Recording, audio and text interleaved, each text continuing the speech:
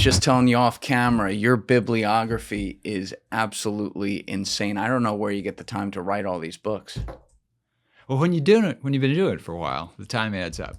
But actually the biggest trick, if there's a trick, is that I like to write. There are a lot of writers who like to have written, but the actual act of writing sometimes causes them to think for excuses why they shouldn't. And I still like doing it. And so if I have 15 minutes, I'll sit down and write a paragraph. Yeah, by the way, if you just pull that mic in a little bit, but it's very cool when you meet people who have clearly lived out their dream of doing the things they love to do the most. What always amazes me, though, is when I meet people like you who also find time to do other things, too. Like you've been, as far as I know, you've been a professor for decades now, so actually too. I get to do the two things that I like most. You I love like that, to teach too. and Good. I like to write. Good. And in fact, I consider my writing an extension of my teaching. So the target audience for my writing is the students in my classes at the University of Texas, who are mostly non-history students, but 35 or 40 or 50 years later. Because at the age of 20, most people are not particularly interested in history, but they get more interest in history, the more history of their own they've got. And so I think about who they will be 40 years from now, 30 years from now, and those are the ones I'm aiming at. I've never heard someone explain it like that before. That's pretty cool. Because when you're writing down the written word, literally, I mean, we can all look at history from 1,000 years ago, 2,000 years ago, and see the people who captured what happens and how much of that still shapes how human beings think today. I got to think when you have a bibliography of like 42 books that cover basically, for all intents and purposes, the entire history as we know it of America to this point, you're going to be a dude they look back on and they go, wow, this guy H.W. Brands was cooking on what was really happening with this little experiment we have Well, I hope on. what you say is true, but I got to tell you that my experience at the University of Texas, which I think is characteristic, UT used to have an entire library devoted to undergraduates. And these are books that the undergraduates would use commonly in their classwork. They discovered about 20 years ago that that library wasn't getting much use because students weren't going to the library and use the books. So they cleared out all the books and they turned it into office space. Even the main library, which is still mostly books, every time I go, they've moved more books off-site, so to warehouses. Now, this is partly because more books are available online than was the case before.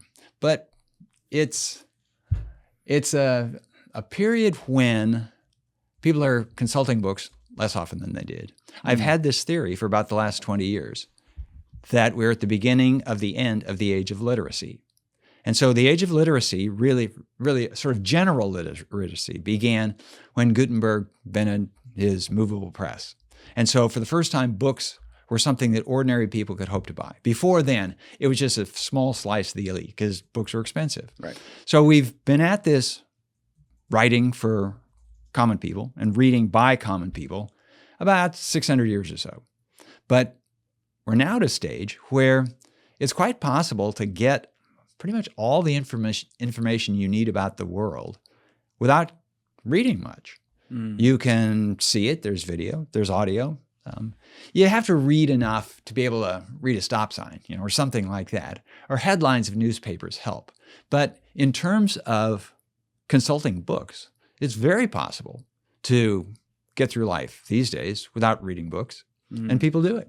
So, yeah, I used to think that, boy, it would be a great thing to leave behind. My epitaph would be, I just say, go to the library and read my books. But now I go to the library, and in my own library, that is at the University of Texas, they're not all there. They're off in a warehouse somewhere. So that's the way things go. Hey guys, 3 quick things. Number 1, if you haven't subscribed, please subscribe. It's a huge, huge help. Number 2, if you'd like to join my Patreon for early uncensored releases of the full episodes, you can join via the link in my description or in the pinned comment below. And number 3, if you'd like to join my clipping community for a chance to make content from the show and make money, you can join via the Discord link in my description below. Do you think part of that is just us still learning, as almost like an infantile era of learning how to interface with tech, and there will be some sort of potential reversion to the mean, if you will, to where people will be able to 30, 40, 50 years from now consume tech where it's useful, video, audio, whatever other mediums they come up with, but also see the value in the written word and kind of go back to that, if you will? There will be people who do that, but those people will be like scholars who still wrote and read in Latin 1,000 years after the fall of the Roman Empire. And so Isaac Newton's famous book, Principia Mathematica, the one that put forward the theory of universal gravitation, was written in Latin. And there were people, and by writing it in Latin, he made very clear, I'm writing this for this very specialized audience. Ordinary people had to wait for the translation. The reason I think that it won't be much broader than that is that reading is something you have to learn. Speaking and understanding spoken speech is something that we absorb from the time we're 2 months old until 3 years old, and we're pretty good at it. Right. But everybody has to learn how to read. And reading it still is, even if you do it a lot, it's still an act in deciphering. And so if you and I are communicating face to face, that's more natural, easier than if I write something down and you read it.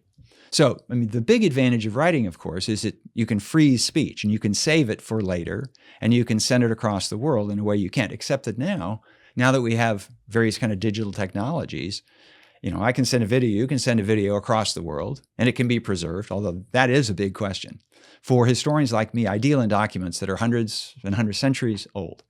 And I'm confident in doing it because archivists over the last 500 years have learned how to preserve paper. I don't know if you guys are comfortable knowing how long the stuff that you produce is going to be around, because the media, the technologies, the formats change all the time. Yes. I've lost the manuscript, the equivalent of the manuscripts of my first books, because they were on floppy disks. And I never got around to putting them on hard disks and then in the cloud. I remember those things. And they're gone forever as a result. You can't, but there's not something you can buy off Amazon to plug that in? No, because the originals are gone. I don't know where they are. They're in a landfill somewhere. Oh, they're literally not. Yeah, I don't even have them anymore. The guy that lost his Bitcoin in 2011. Well, but so there was a thing like that, having to do with the presidency and history of Lyndon Johnson. Lyndon Johnson was a president who, unlike many of his predecessors, didn't put stuff down on paper. And I did a lot of research on Johnson in the LBJ Library in Austin. And if you go searching for Johnson in his library, you hardly see him. You see the papers, the memos that were sent to Johnson, but the stuff that comes out from Johnson in fact, they had a special format for materials that Johnson would see, and it had 3 boxes on the last page. The memos had to be no more than 1.5 pages. And on the second page, there would be, I accept, yes, no. And in each box, he would put this script L for Lyndon. And then the last one was see me, because now I need to have more information. And so people were writing biographies of Lyndon Johnson, not aware that there was another trove of information. Johnson had tape recorded his telephone conversations. Now, historians knew that Johnson had operated by telephone, but it was assumed that once the calls ended, it's gone. But Johnson had recorded it. And so if you read a biography of Lyndon Johnson that was published before 2000, you miss a whole lot of Johnson because the historians had not found that more precisely. The keepers of the Johnson record, the archivists at the LBJ Library, hadn't told the world that this exists.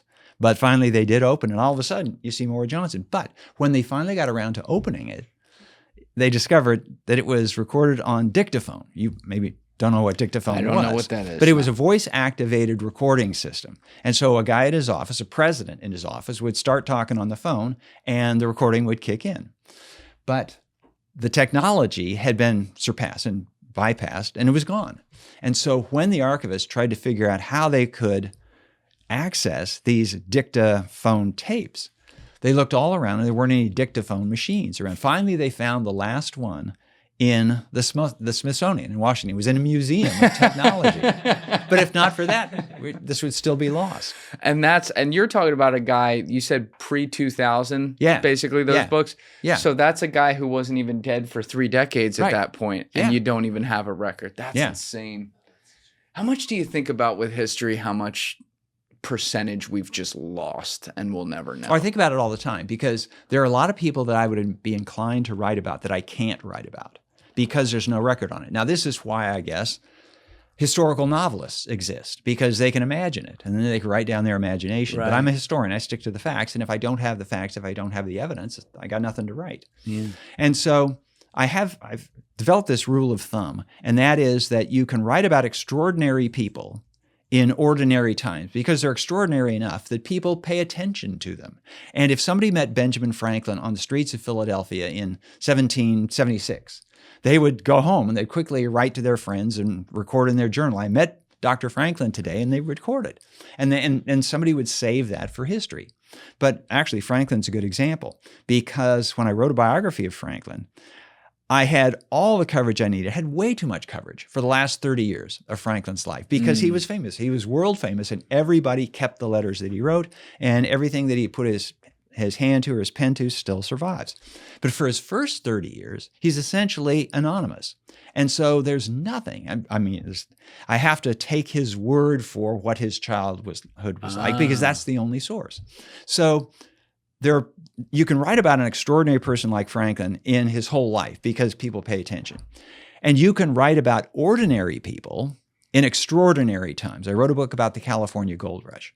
And when people dropped what they were doing in New York or in Pennsylvania or in France or in Chile and headed for California, they knew they were off on a grand adventure of their lives. Mm-hmm. And so they kept a record of it. And they would write a journal or they would write letters home. And people, when they got the letters, they would realize this is a big deal in the life of my brother, my son, my husband, whatever it might be. And they would save them. And so I could go to various libraries around the country and around the world and find those letters. But the thing is, I couldn't find the context for this adventure in these lives because there was nothing before they headed off to California. They were just ordinary people in ordinary times. And ordinary people in ordinary times don't keep records, or if they keep records themselves, nobody saves them because they figure this is ordinary, not worth saving. But in the window of time when they were heading off to California and in California, I've got full coverage of them. But then if they leave California or they settle down and life becomes normal, they just dropped off my radar screen. So I wrote this book that was an ensemble story of about a dozen people who hear the news of gold in California. They come from all over the world, and I trace their paths. And because they're traveling and they're keeping these journals, by the way, journal comes from the same word as journey. So this is what you keep on a journey. Wait, I actually never knew that. That's crazy. Yeah. So many of my friends often talk to me about how they leave their doctor's office and they feel like they accomplish absolutely nothing. Doc tells them they're fine, maybe drink more water, and they end up feeling the same the next year when they go to see him. No real data, no game plan, just a pat on the back, and please get out of my office. And this is exactly why I tell my friends they need Superpower. Superpower sends a licensed professional to your home, or you can visit a nearby lab. It's one simple blood draw with over 100 biomarkers, which is way more than what you usually get, and it actually unlocks a real understanding of your body. Their app includes detailed information on your heart, liver, thyroid, hormones, metabolism, vitamin and mineral levels, and even environmental toxins. If you know me and hear me talk about this stuff at all, I'm constantly trying to figure out what to optimize in my health. With Superpower, though, I can take actionable health plans based on my results. And on top of all of it, you can even get your true biological age that you can track over time. Superpower is not the app that gives you a one-time snapshot. It tracks your results over your lifetime. Each test builds on the last, so you can actually see progress year after year, or if you're doing terribly, how soon you're gonna die. So make this the year you stop guessing about your health with Superpower. For a limited time, our listeners get $20 off to unlock their new health intelligence. You just have to head on over to superpower.com, link in my description below, and use code Julian for $20 off your membership. Once again, that's superpower.com, code Julian. After you sign up, Superpower is going to ask you where you heard about them. Please support our show and tell them I sent you. So you get this coverage, but then, and so I bring them to California. And I really had to sort of orchestrate the whole thing so they would arrive. And I didn't realize this when I picked these individuals, but some of them actually met each other in California. But then they sometimes go back where they came from, to Australia or to China or wherever it was, and they're gone. And when I write about people in my books, I like to let my readers know what happened to them. You know, and typically, I mean, I'll spend a lot of time on this particular portion of their lives, but then I'll say, he went on to do da-da-da-da and died in such and such. But for some of these guys, I have no idea what happened. They're just gone. You get what you do have, though, I would imagine when you're writing about, let's go back to the Ben Franklin example, because that's one person.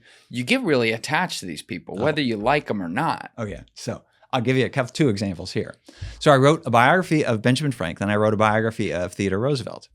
And both of them were very interesting individuals and very writable in their own way. Franklin was very engaging.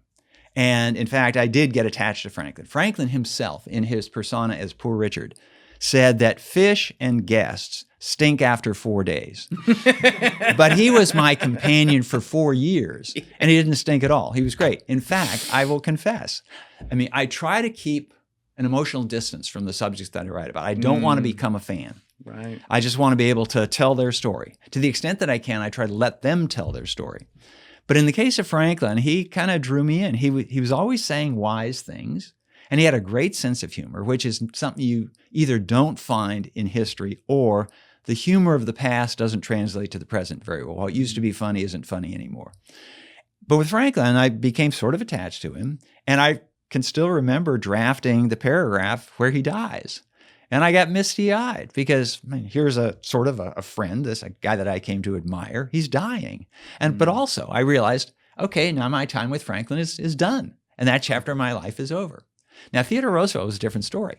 Roosevelt was very much more sort of cinematographic. He was somebody, well, as he liked to say, that, there's no reason not to shout, if there's any excuse to. And another thing he said was he did recognize the distinction between Theodore Roosevelt, when he was president of the United States, and by virtue of that, he had everybody's attention.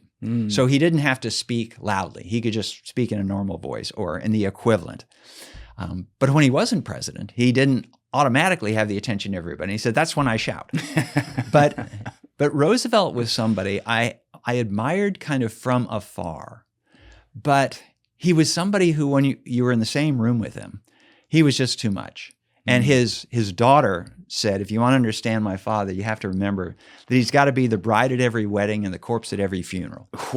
And so he lived actually a quarter century less time than Benjamin Franklin. Franklin lived to 84, and I was sorry Franklin died at 84. When Theodore Roosevelt died at 60, I was happy he died because he was wearing me out. If he hadn't died, then I would have had to kill him off. So. Oh my God. Yeah, that's a whole different ball game too, when you're dealing with someone where as you go about it, I would imagine you're learning more of these things, obviously what he was really like and what the people around him thought. And then you're kind of like, man, I set off on this journey to do a biography because I admired someone. And now I'm like, all right, where's the clock going here? Time to run it out, Yeah. That's crazy. But with Ben Franklin, I'm a little biased here because I'm from South Jersey by Philly, but yeah. I always thought Ben Franklin was the greatest founding father of them all, just because he was so unique in the sense that obviously he was this scientist, this polymath, to be clear. He was so good at so many different things. He was self-made. He had come to Philadelphia, I think when he was 17 or 18, after basically like having to leave home, and built this whole life for himself, but then was also this international deal maker that later not only came in handy for the United States during the war, but literally helped decide the war by him being over in France and making the deal. I mean, am I crazy to think he might be the greatest American? Julian, I would have agreed with you until last week when a book on George Washington I wrote was published on Flog, and that, so Washington's my guy. No, as a matter of fact, I think there's probably consensus that there were two individuals who were pretty much indispensable to the way the American Revolution turned out. And Washington handled things on the military side. Yes. You got to have a general. The general has to know what he's doing. But Franklin held down the diplomatic side, which was just as important because the U.S., the new U.S., needed the help of France. And Franklin was the one who was going to get it. And Franklin got it by means beyond what most diplomats would have been able to pull off. There eventually came a point when it was in the national interest of France to support the American project. But before then, Franklin, when the King of France was very suspicious of this idea of overthrowing kings. That's not a good idea. It might end badly for even a French king, as of course it did in the French Revolution. So Franklin had to rely on his charm. And he was a very charming individual. He had a good sense of humor. He was a raconteur. And he knew how to appeal to people. And there are stories of Franklin and Franklin's great success with the ladies. And these stories all they are concentrated on his time in Paris, and they greatly exaggerate the reality, but The reason they do is that Franklin was his best PR guy because he was the one circulating the stories. And the reason he did was he knew that this would make him charming to the people in France that he had to charm in order to get them to write their checks to the United States. And so Franklin is in his mid-70s by the time he gets to France, early 70s and mid-70s during the time he's there.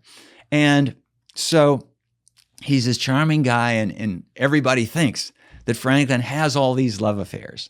And so this really appeals to French men who could imagine, well, when I'm 70, I can have the same luck with the ladies. Yeah. And it appealed to the women of Paris because he is this world-famous guy. In fact, sometimes I pose this hypothetical question. If there had never been a revolution, which of the founding fathers would we have ever heard of?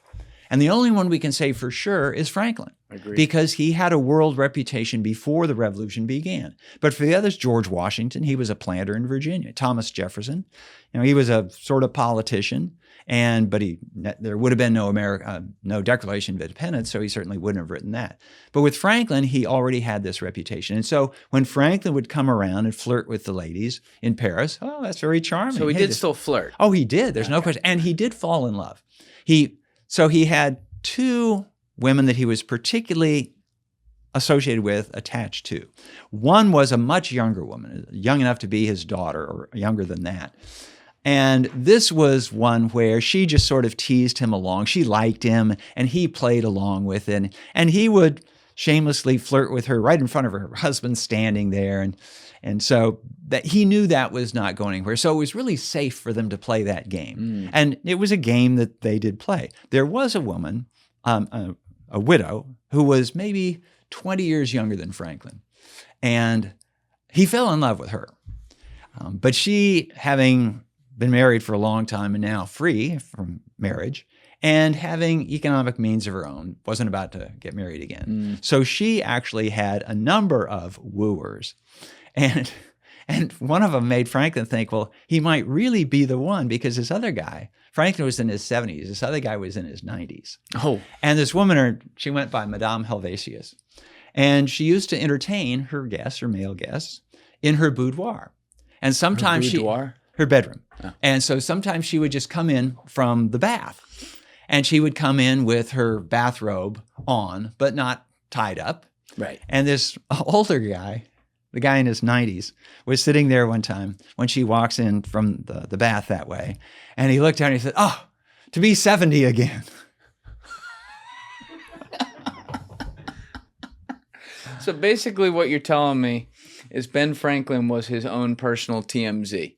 Yeah. And that's part of the reason we were able to make very important diplomatic deals for the United States. Yes. Well, I won't say that's the only reason. It helped a lot that Washington's army eventually won a big battle at Saratoga, because that's what caused the French government, in particular the French king, Louis XVI, to say, okay, I'll take a chance on these Americans. So Franklin could play it both ways. He could play it diplomatically. He could play it in the salons of Paris. So his partner in Paris for a time was John Adams. John Adams was a Puritan by upbringing and sort of pretty much a Puritan by temperament his whole life. And Adams was one of these people who, ironically, took to heart Franklin's advice, again in the persona of Poor Richard, of early to bed, early to rise, makes a man healthy, wealthy, and wise. So Adams made a point of getting into the office of the embassy, it was called a ministry in those days, in the office of the embassy at 7 o'clock in the morning and start in at the work, doing the old work. And Franklin would stroll in at noon or after. And Adams would get so upset thinking he was doing all the important work of the American mission in Paris, but not understanding what Franklin did understand, that the important connections, the important impressions, the important decisions were made at the parties at 2 o'clock in the morning, not in the office at 8 o'clock in the morning. It's different culture. I would say we could probably learn something from that. I think so. But for people who don't, like you said, we know a lot about the last 30 years of Ben Franklin's life, and I'm sure we're going to talk about that more. But for people who don't know how Ben Franklin came to be, like you also said, you had to rely on how he tells it. What was he just born with something different, though, to make him a literal genius in so many different things, or were there certain parts of his education we don't really know like as much about that maybe he had access to that other people didn't? Franklin was really bright. There's no question about that. In his autobiography, he says that he can't remember a time when he didn't know how to read. Now, there are two ways of interpreting that. One is he's got a lousy memory, but I know that he doesn't because of all the other stuff that he remembered. So he must have learned to read very young. I recite this to my students, and I ask them if they can remember when they didn't know how to read. And most people can, because I remember when my father was reading bedtime stories to me and I couldn't read them themselves. I could look on the page, but I actually couldn't decipher it yet. So there was that. So he was clearly smart. On the other hand, it wasn't something it didn't run in the family. He had more than a dozen siblings, and none of them went on to particular renown or anything like that. It helped him a lot that he was born toward the end of that line of 15 kids, because it caused him to learn a lot of social skills he wouldn't have learned otherwise. He learned, for example, that if you're always putting yourself forward, if you always present to the world that you've got the best idea, you annoy people after a while, even if it is the best idea. And he certainly learned this around the house when his older brothers would say, well, you might be smart, but shut up and sit down on here, we're going to beat you up. And they probably did. And so he had social skills that were really important. And here's an unusual secret to his success. He had very little formal schooling. So you could sum it up maybe 2 years in school. That's it. Until he was about the equivalent of third grade. But it got too expensive. There was no free schooling in those days. And his father had to raise all these other kids, so he pulled Franklin out of school. With the result of this, that Franklin, having learned how to read at an early age, decided or realized that he would have to teach himself.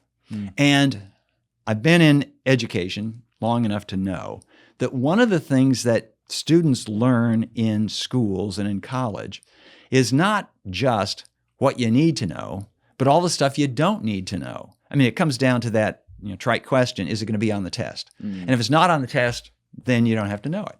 And so students learn this, what they don't have to know. Franklin never had the advantage of being in that situation. So he kind of assumed he needed to know everything. And so Franklin is an early example of a polymath, somebody who was interested in nearly everything.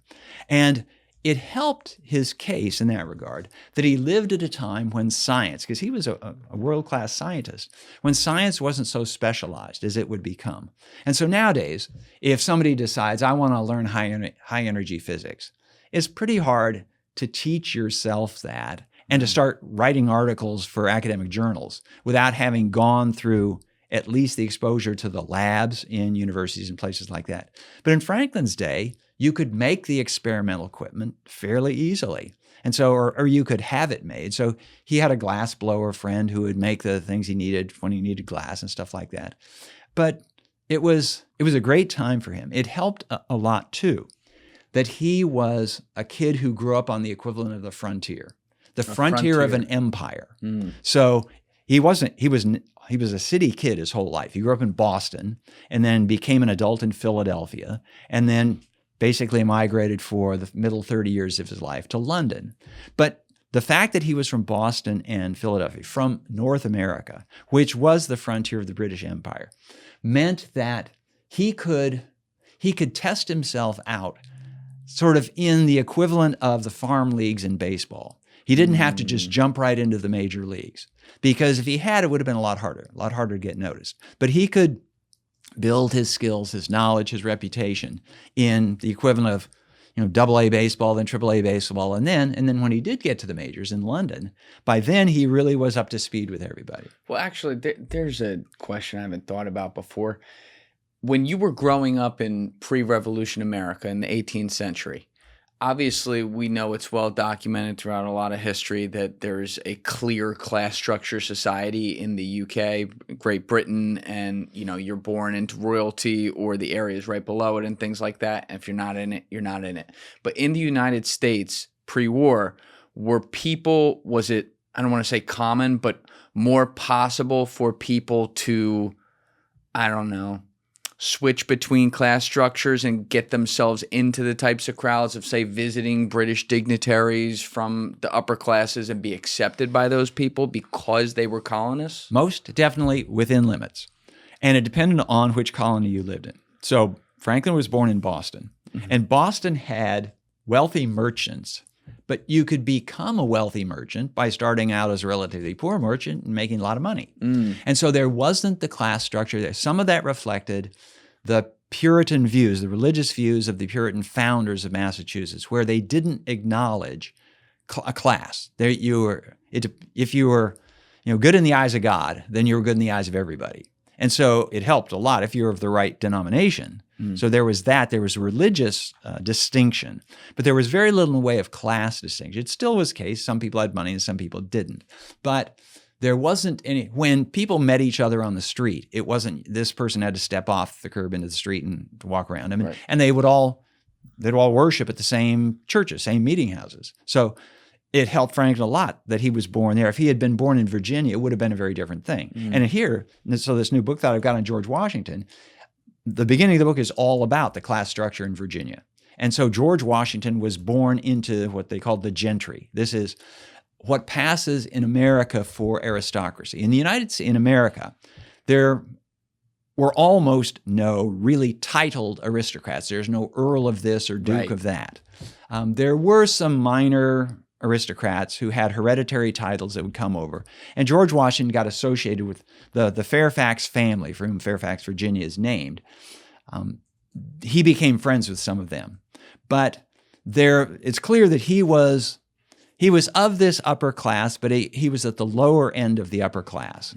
And that one was a harder wall to get through. And in Washington's case, and this is different from Franklin's, in Washington's case, he made his mark in the world as a soldier. And he was really good as a soldier. There are some people who simply have that gift, and he did. And he found himself serving alongside British officers. He's a Virginia officer, serving alongside British officers in the French and Indian War. And one of the ways you discover how good you are is you measure yourself against people who have established reputations. And the reputation of British soldiers and British officers was they were the class of the world because they had the biggest empire, and they fought all sorts of wars everywhere. And so Franklin measured himself against them in a couple of crucial battles. He did a lot better than they did. And so he thought, boy, if there's any fairness in this world, I ought to be promoted from the colonial ranks into the ranks of the British Army. That was a big step up. It was like moving into the big leagues. But his efforts in that direction were foiled. The British commander-in-chief in North America said no. And there were political reasons why he didn't. There were some social reasons as well. There was clear snobbery on the part of the British regarding these people they considered provincials. These are the Hicks from the countryside. Is that at the end of the French and Indian War, to be clear? It's actually in the middle of the French and Indian War. It's in the middle of it that he gets stopped. Yeah. And so Washington is all of a sudden thinking, my God, I've hit this ceiling in America. I've hit this ceiling in America as long as America is part of the British Empire. And maybe if America, he probably doesn't formulate this explicitly in his head, but it does gradually occur to him that if we take the ceiling off by removing the British overlordship of America, then there's no limit to what I can accomplish. But back to your question about the classes. So there were classes in Virginia.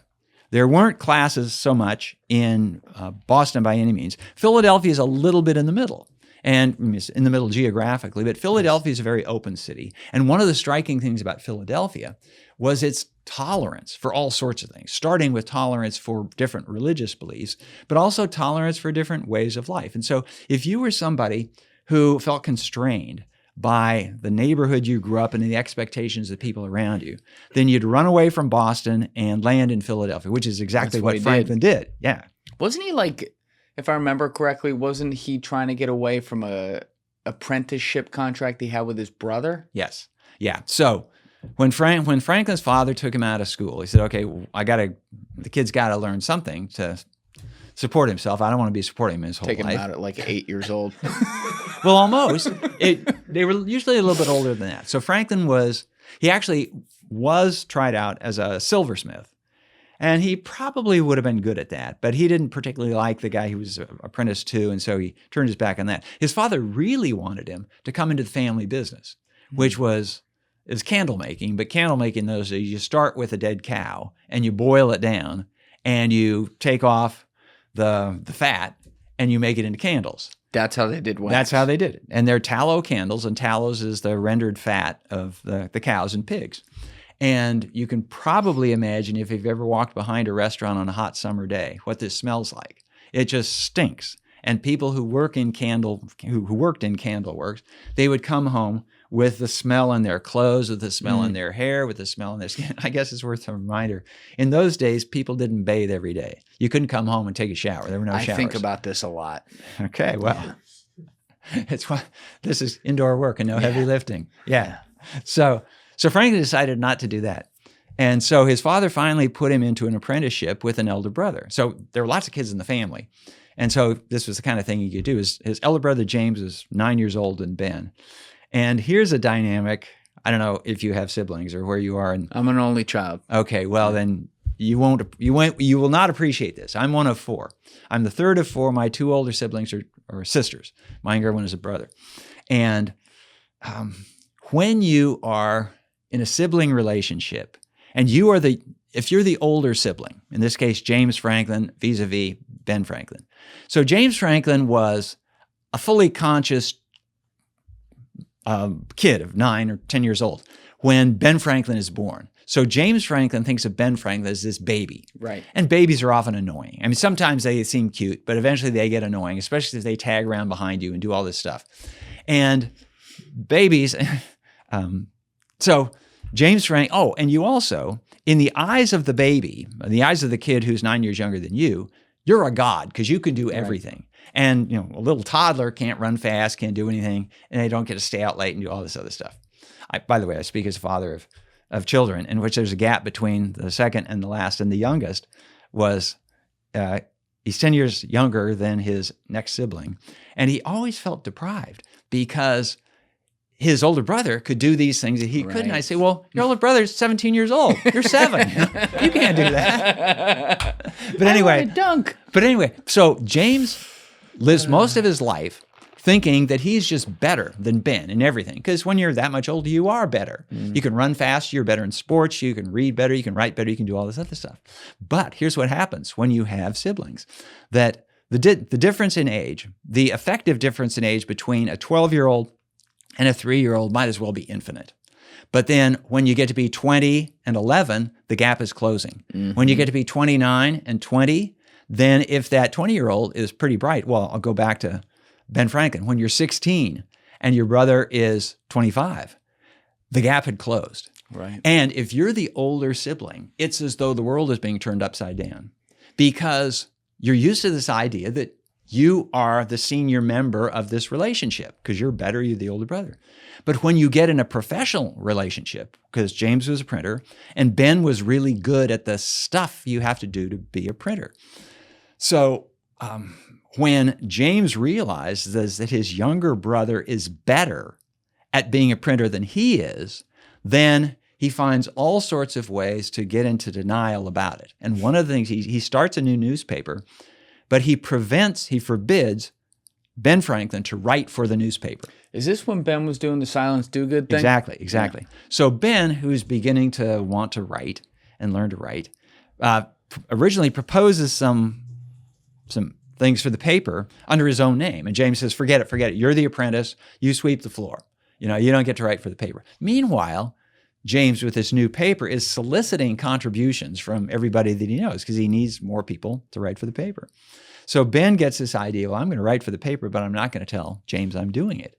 And he cooks up this assumed personality. And it's very far removed from teenage Ben Franklin. It's this middle-aged woman that he calls Silence Dogood. Now, it was very common in those days for people to write under assumed names. So James didn't think there was actually somebody whose last name was Dogood, first name Silence. But this was clearly a woman because the stories that she told, well, you had to be a middle-aged woman to be able to tell these kinds of stories. Hey guys, if you haven't already subscribed, please hit that subscribe button. It's a huge, huge help. Thank you. By the way, I have to add here that mean, you asked about Benjamin Franklin being the greatest American. In this regard, I would say yes. Because, and I will confess that biographers, at least this biographer, at some point, we sort of measure ourselves to some degree against our subjects and say, okay, how did he do that? Could I do that? And when I was I wrote about Lyndon Johnson as president, okay? And this is before I wrote on Franklin. And I realized there are things that require political expertise to do. I didn't know the protocols of passing legislation in the Senate, and Johnson was a master of that. So I don't even bother to try to compare myself to that. But when Johnson is making an argument for escalation in Vietnam in the 1960s, I was alive at the time, and I could sort of look at the evidence and say, well, Lyndon, did you really think of this sort of thing? So I didn't feel as though I was entirely out of my depth. But when I got to Ben Franklin, who at the age of 16, this 16-year-old guy who creates this persona of this woman who's 40 years old and had all the tragic and melodramatic experiences. She lost a husband in a storm at sea. He was washed overboard and all this stuff. And I thought, if he could pull that off and make people believe it, I could never do that. And so it was really a very liberating moment for the biographer, because I no longer had to, silently resent that he might be better than me. Oh, he is. Okay, fine. Go ahead and be as good as you want to be. It took you that long to figure it out. You had to get to that point to realize. Well, he's only 16. I think I was lightning. I was in chapter 2, so and I had lots of chapters to go. Do we have any idea where the hell that came from? Like where he had the ability to find the voice of a 40-year-old middle-aged woman when he was 16? He was an extremely keen observer. And you encounter this very often in novelists and playwrights, because what they're trying to do is tap human experience, human imagination. And what Franklin was doing was writing fiction at this point.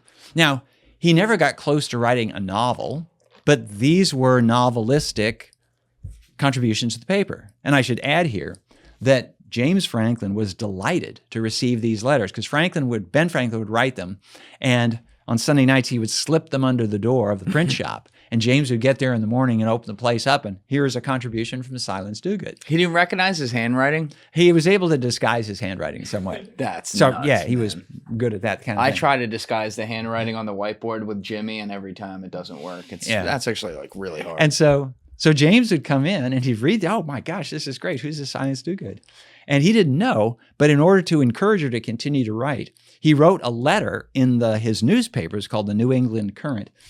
He wrote a letter on the front page of the newspaper saying, "Dear Silas Good, keep sending this stuff." And so Benjamin Franklin's over here at the side, sweeping up the floor like he's supposed to, and hearing James boast to his buddies on the other side of the shop about this great Silas Dogood and what a wonderful person she is, and he's so glad that she's writing for the paper. And this goes on for, I think it's about 10 or 12 weeks until finally Ben Franklin cannot resist, saying, "You idiot, this is me. I could have been writing for the paper all this time under my own name." And this led to fistfights in the shop. And Ben Franklin said, "I'm not going to do what you tell me to do anymore. I'm better than you, and you may be my big brother, and by law you may be my master, but forget it."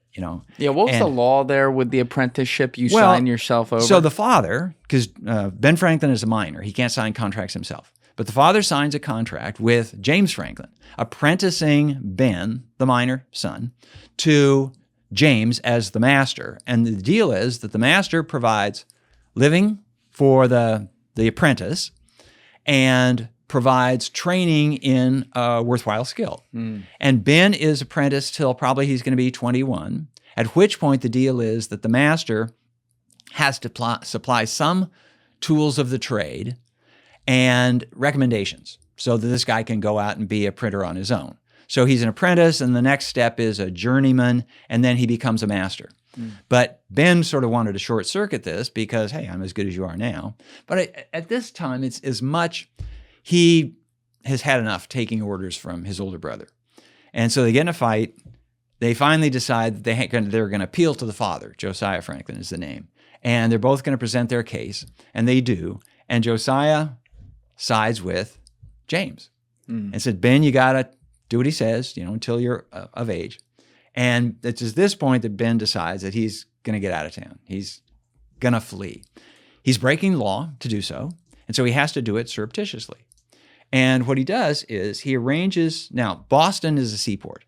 It was a seaport, still is. But especially it was a seaport. It was the ocean that linked Boston to the other parts of the colonies primarily, because the wilderness was still kind of wild. And if you traveled, especially if you traveled alone, you were subject to, you might be robbed. I mean, the reason that highwaymen were called highwaymen, people who would rob you on the highways, was that's where they would rob you. But if you're on a ship, it was easier. So at the time, by the way, what are we talking population in Boston? 20, 30,000 people? No more than that. More than that? No, I say no more than that. No more than that. And so Philadelphia is the biggest city in the American colonies then, and its population might be 40, 45, 50,000. Okay. Yeah, so Boston's maybe half to two-thirds of that size. And geographically, by the way, Boston looked very different then than it did now, because much of what now is downtown and near downtown Boston is infill, where they filled in various bays. And so the neighborhood of Back Bay used to actually be a bay, and they filled it in to build on it. Oh, so anyway, wow. Shout out to the Irish. Yeah, so Franklin sees all these ships that are sailing off, and some are going off to England, but some are just going down the coast. And so he figures he's going to make his getaway there.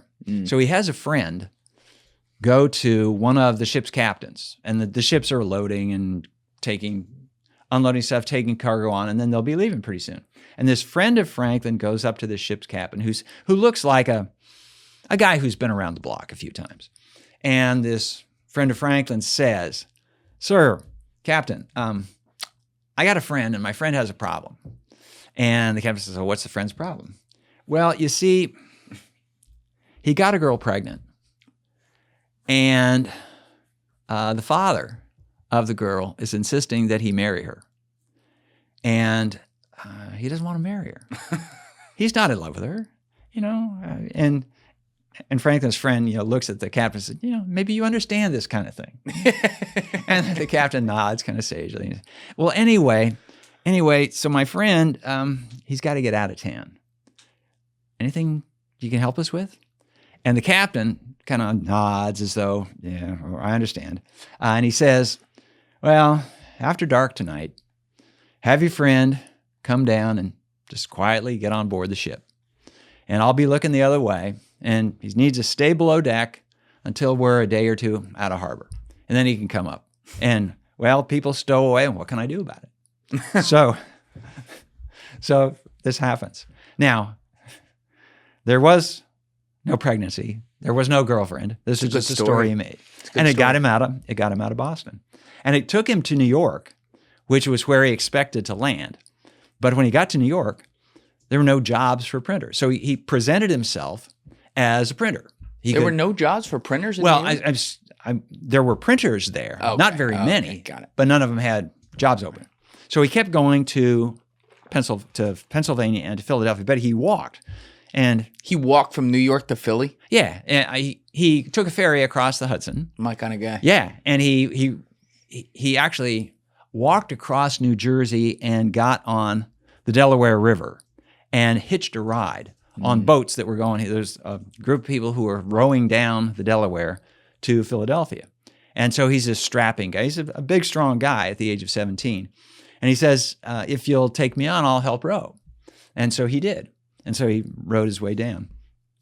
And it was one of those strokes of good luck, because Franklin, at an age where he was questioning everything, he was questioning religion, he was questioning God, he was questioning the laws that bound him to his brother, he was questioning the Puritan orthodoxy that really clamped down on Boston, that he landed in Philadelphia, which was the most open and most open-minded city, not only in America, but probably in the whole British Empire. Why was that? Because it was founded by Quakers who were radical dissenters from both political and religious orthodoxy in Britain. Now, here's something. Here's why the United States evolved differently from France and evolved differently from Mexico and all the countries of formerly Spanish America. The British had this, it turned out to be an enlightened policy. And whether it was actually enlightened by design or just enlightened by accident, they let dissenters go out to their empire. In fact, they encourage dissenters to leave. If you don't like it in England, go to America. And in fact, they took this to the extreme of, if you break the law in England, we will send you as a convict to Georgia, because Georgia was created originally as a penal colony. Oh, that was like the new Australia. Well, it was Australia before Australia. Australia was the new America. So Australia got founded after the American Revolution, when Georgia's no longer accepting convicts from Britain because it's an independent state. And so that's when they go to Australia. So anyway, so because of this, the people who went out to America, they were independent-minded people. And furthermore, they didn't have to pass any orthodoxy test to go out there. In contrast, the French in Canada, the Spanish in Mexico and Point South, they insisted on orthodoxy among the people they sent out, with the result that the Orthodox people that got sent out, they usually kind of resented having been sent out because they were comfortable at home. And furthermore, not many of them volunteered to go.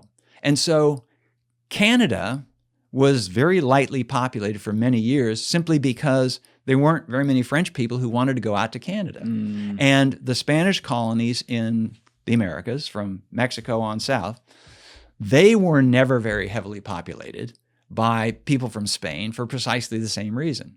But the English colonies in North America, they filled up because there were lots of dissenters and they had a place to go. Dissenters and criminals, like what could possibly go wrong here to set up a future tete-a-tete? Well, the thing that went wrong was what came to be called the American Revolution. Yeah, that's what I'm saying. Yeah. It's like they're like, yeah, we'll just send everyone who disagrees with us to this land far, far away. They will never cause a problem. Right. And so there is that part of it. But the other part, and the other reason, the reason that the American Revolution succeeds and the United States of America becomes what it does is it filled up with people. Yes. Because Canada never filled up with people. There were, of course, Aboriginal people in all those places, but after the introduction of diseases from America, they weren't very numerous. And so in order to increase the population, you had to attract people from Europe. Right. And the United States filled up with people, whereas Canada didn't, and Mexico and Point South didn't either. And so that's one of the principal reasons of America's success. Yeah, and by the time it was at the Revolution, they had what, like 2 million non-slaves in America in the 13 colonies, something like that? It was about 4 million. So it was about 4 million and 4 million slaves. So it was about equal numbers. Whoa. Yeah. Oh, I didn't realize it was that high. I should add, there's a legacy of this, that the United States had this long history of immigration because there was heavy immigration into what would become America from the start. And even after independence, the states and the United States encouraged immigration because there's a lot of land and a lot of resources and we don't have enough hands to develop it, so keep it coming. Whereas Canada was never by any means as attractive to immigrants, and neither were countries of South America. And so the reason the United States has this immigrant issue is that we have such a long history of immigration. It's what made us who we are in a degree that our northern neighbors and our southern neighbors haven't experienced. In fact, there aren't many. There's really almost no other country on earth that has been so heavily dependent in its history for immigration into making it the culture, the people that it became. I can't think of one because when you look at it in eras, I'm going to oversimplify this right now, but you think like obviously built up to the revolution, it's the people from the empire coming over. Post-revolution, you have some of that as well. Eventually in the 1800s, you have a huge Irish basically like wave coming in, and then you have the wave from everywhere in the late 19th century into the 20th century, and then eventually we have like people coming from South America, which is where we are now, like more traditionally, if you will. It's like we've had every type of wave from all over the world, which I think is a really, really cool thing that people want to come here. But it's also like there's never been an experiment like our country arguably ever done before. And I'll add that there has always been tension between the people already here and the newcomers. Yeah, you see the picture I have outside the studio? No, I didn't. So it's Bill the Butcher from Gangs of New York. There you go. Oh, yeah. The natives. Yeah, exactly. Well, somebody as liberal-minded as Benjamin Franklin in the 1740s and 50s was annoyed with German immigrants to Pennsylvania, but he was annoyed with them not because they came, but because they refuse to adopt the ways of the English. Now, this has always been one of the complaints against immigrants. They keep their old ways and they don't learn the language. What Franklin was complaining about was that the Germans came from, there was no Germany per se, but German-speaking lands. They came to America, they'd settled in Pennsylvania, and they'd settled in these closely constrained colonies, and they would just act as though this was a town in Germany. And he said, well, this is no way to live, because you're creating this foreign influence, this foreign entity within this province, and that's not good for future unity. Oh, and by the way, they're not buying my English language newspapers and stuff like that. And so when he lost that argument, he wanted the British government, the British colonial government, to restrict immigration from Germany. But they didn't. They had their own reasons not. And so he decided, okay, well, I'm not going to stop it, so I guess I might as well go with it. And so instead of trying to sell English language publications, he started publishing in German. No. Yeah. I didn't know that about him. That's wow. So he was doing multilingual publishing. He was. In Philly at the time. Yeah. How did so he was looking for a printing job, like you said, in New York. There weren't jobs available there. That's how he ends up in Philly. Didn't he make some sort of similar to an apprenticeship type deal with somebody to be able to get his foot in the door in the printing business? So he became, in effect, a journeyman, which is he's not bound in the way an apprentice is, but he has a contract or an agreement. And the idea is he's a junior partner. And he will work for a while. And what was the guy's name that he was working with? Well, there are various people in Pennsylvania. One was a guy named Keemer. But there were some others that he worked with. And so he would present himself as, okay, I'm going to work. And if I do good work, then maybe you'll promote me. But there was always the problem. In fact, one of the people that he worked with, it was the same problem he had with his brother James, that he was better than his boss. And furthermore, now at this point, Franklin is realizing that he has to develop a reputation. And so he lets it be known in the community. So Philadelphia is now a large city, but in those days it was a large city only by comparison with what else existed. It was the equivalent of a medium or medium-sized town today. Right. So the business people in Philadelphia all knew each other. And they knew, oh, there's this new young printer. And this is where Franklin decides, as soon as possible, he's going to go out on his own. And so he starts looking around for patrons. And one of the patrons is the colonial governor of Pennsylvania. And he impresses the guy with his diligence, with his imagination, and so on. And this guy thinks, okay, I think I ought to support Ben Franklin in setting up a printing business. And in the back of his mind, or maybe it even came out in the front of his conversations with Franklin will start up a newspaper, and the newspaper will support me. Now, this was at a time when the idea of independent newspapers, independent news outlets, it was foreign thinking. No, you created a newspaper because you wanted to get a message across, and it was your message. So he sponsors a trip by Franklin off to London, because you can't acquire printing press materials in America. They're not made in America.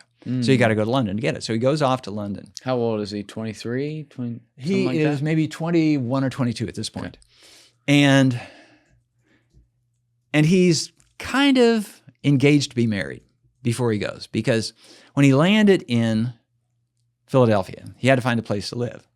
And a guy named John Reed had a room to let. And this is the way people helped fill out the budget. And so brought Ben Franklin in, and John Reed had a daughter, Deborah Reed. And they kind of hit it off. She was 3 years younger than Ben. And the father sees that the young man is very promising. He's talented, ambitious. The father's also trying to figure out what he's going to do with his daughter, because at 17, she's certainly of marriageable age. And another year or two, she's probably getting to be toward a spinster. So he's happy with the apparent match, but they're not going to do anything until he gets back from London, because he's going to be gone for a while. And so Ben Franklin, as I say, there's this apparently an informal agreement that he and Debbie are going to be wed. And off he goes to London. And just as he found Philadelphia way more available in opportunity, way more willing to let someone of talent blossom than Boston had been. When he gets to London, his eyes open. He's, oh my gosh, this is the greatest place ever. Had he ever thought about the context of like living in America, but it's a part of the British Empire? Or was this the first time and where so, he was like... So he didn't think of himself as a Massachusetts man. He didn't think of himself as a Pennsylvanian. He didn't think of himself as an American. He thought of himself as an Englishman, an Englishman who lived in one of the outer provinces. Got it. And that, in this case, Massachusetts and Pennsylvania. And so for him to go to London was as natural as for a talented kid who grows up in Tennessee to go to New York, because there are more opportunities in New York. Right. And it wasn't going to a foreign country. It was going to his own country, the biggest city, the capital of his own country. And he got there and he thought, again, sort of like the stereotypical kid who arrives on the streets of New York, and wow, look at all these people and everything going on. And so Franklin just fell in love with it. And he quickly lost contact with Debbie, who's back home in Philadelphia waiting on his letters. And he writes once or twice, and then he stops writing. And he just having a good time. Yeah. And he had expected to be in London for maybe 3 months. Well, the trip over would take at least a month, a couple of months there, and then another month back. So he may be home in 4 months or something. He does write Debbie and say, I'm probably not going to be back as soon as I thought. So the trip extends to 3 years. And so Debbie, meanwhile, what's the deal? Is he thinking of me? Are we still engaged? And she goes off and marries somebody else. And that story gets more complicated. But anyway, so he finally comes back. But he's had a wonderful time, all sorts of adventures. And he comes back. Well, the main reason that he stayed longer than he thought was he went over there with a letter of credit. And what it really meant was a physical letter that says, please provide this young man, Benjamin Franklin, with what he needs, and I will pay you, signed the governor of Pennsylvania. And he got over there, and people read this letter and said, your governor has no credit whatsoever. We're not selling you anything. And so Franklin had essentially been, it's hard to know what the motives of the guy who sent him over were. He did want this new newspaper, but he must have known his credit wasn't any good. But he was kind of a big talker and hoped things would fall into place, and they didn't here. So Franklin, he didn't have the money to buy his passage back or to buy the printing materials that he wanted. So he went to work in London. And it was handy for him because London had more sophisticated printing facilities and techniques, and he learned a lot while he was there, and he made a good impression. Franklin was somebody who made good impressions on people. And so he did. But eventually was that because of his wit and charm? Part of it was necessity. He's a poor kid. He has to make his way in the world. He can't rely on anybody else. He needs a job. And he was somebody who had a great deal. He was intelligent in scientific ways, but he was also very intelligent socially. So he could read a room. He could read you. And he could figure out what you wanted and what would persuade you to support him in the project that he has in mind. Right. And he was charming with men. He was charming with women. He stayed in a house that had a housekeeper, a lady. She fell in love with him. And a lot of people just kind of fell in love with Franklin. He was a very charming, lovable guy. He was a good-looking guy, a big, strong guy. So he's an impressive young man. And but eventually he decides he's got to come back to Philadelphia because he is seeing in London a bit of the class structure that he hadn't seen in America. Because as charming as he might be, as talented as he might be, he's still a kid from the Hicks. Yeah.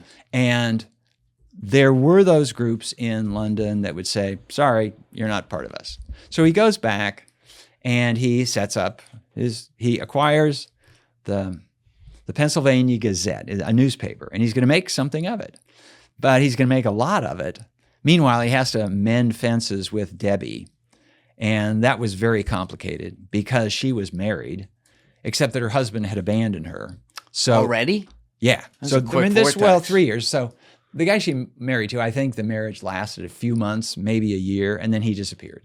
Oh, wow. And she didn't know whether she was legally married or not anymore. In fact, she didn't even know if she'd been legally married the first time because he arrived from out of town the way Benjamin Franklin did when he came from Boston.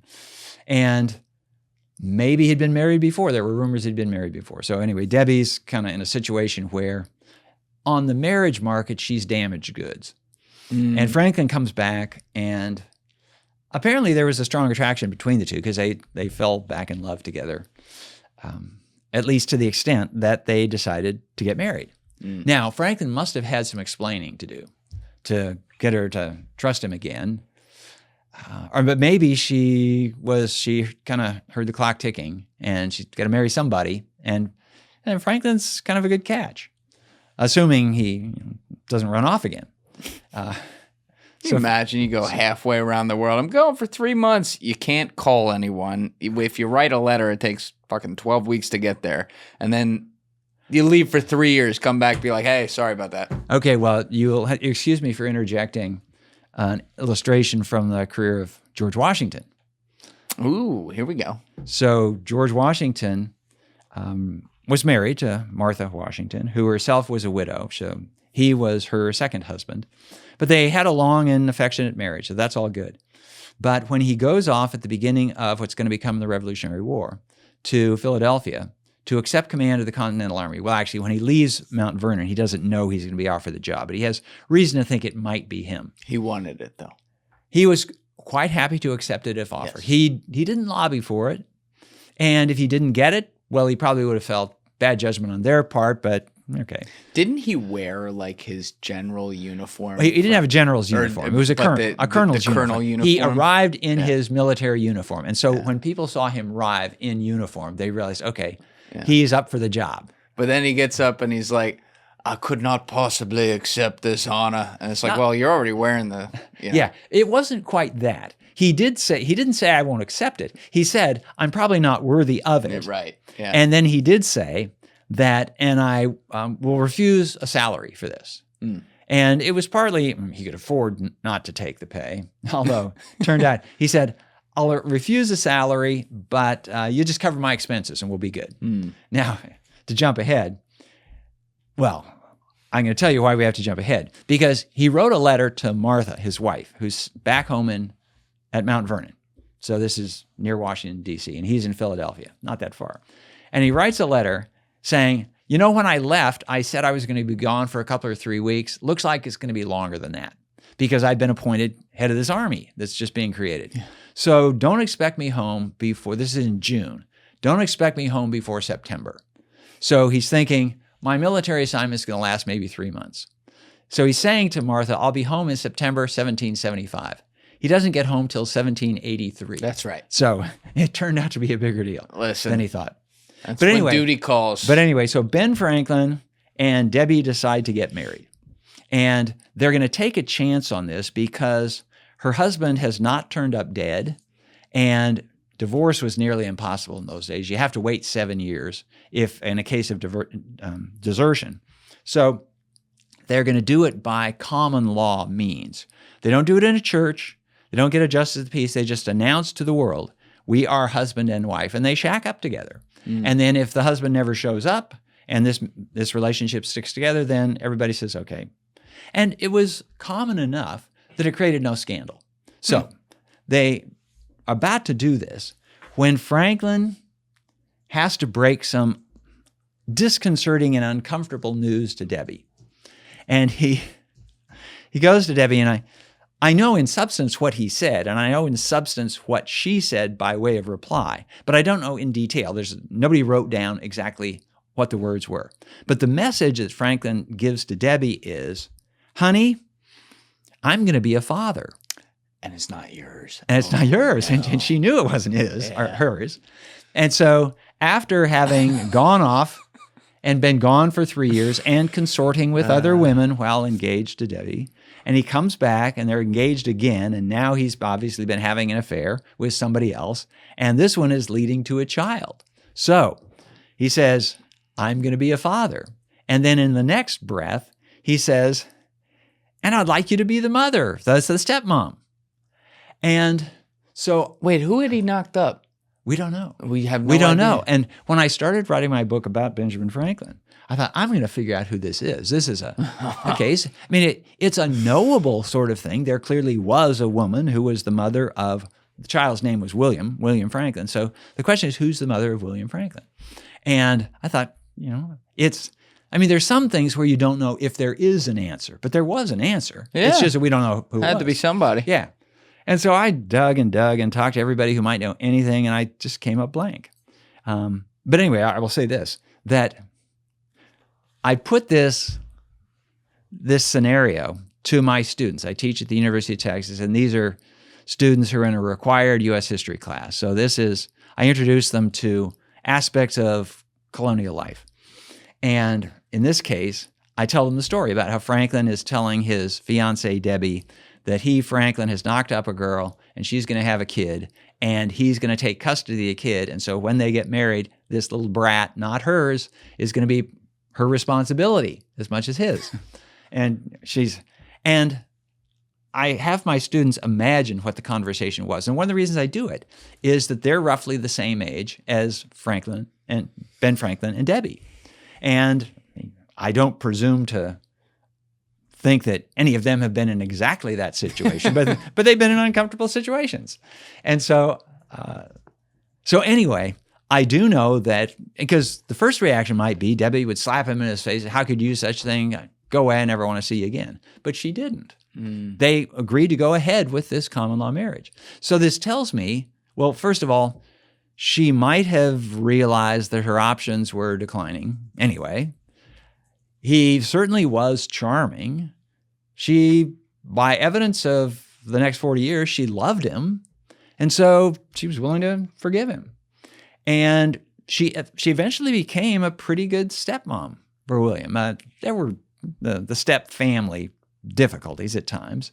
The neighbors recall hearing her yelling at him, little William, and William saying, "You're not my mother." Oh, so he knew. They told him. Yeah. They told him early. Yeah. So anyway, so Franklin kind of gets back going in Pennsylvania, and his business takes off. And it takes off in part because he's just really good at what he does. He's good at soliciting business.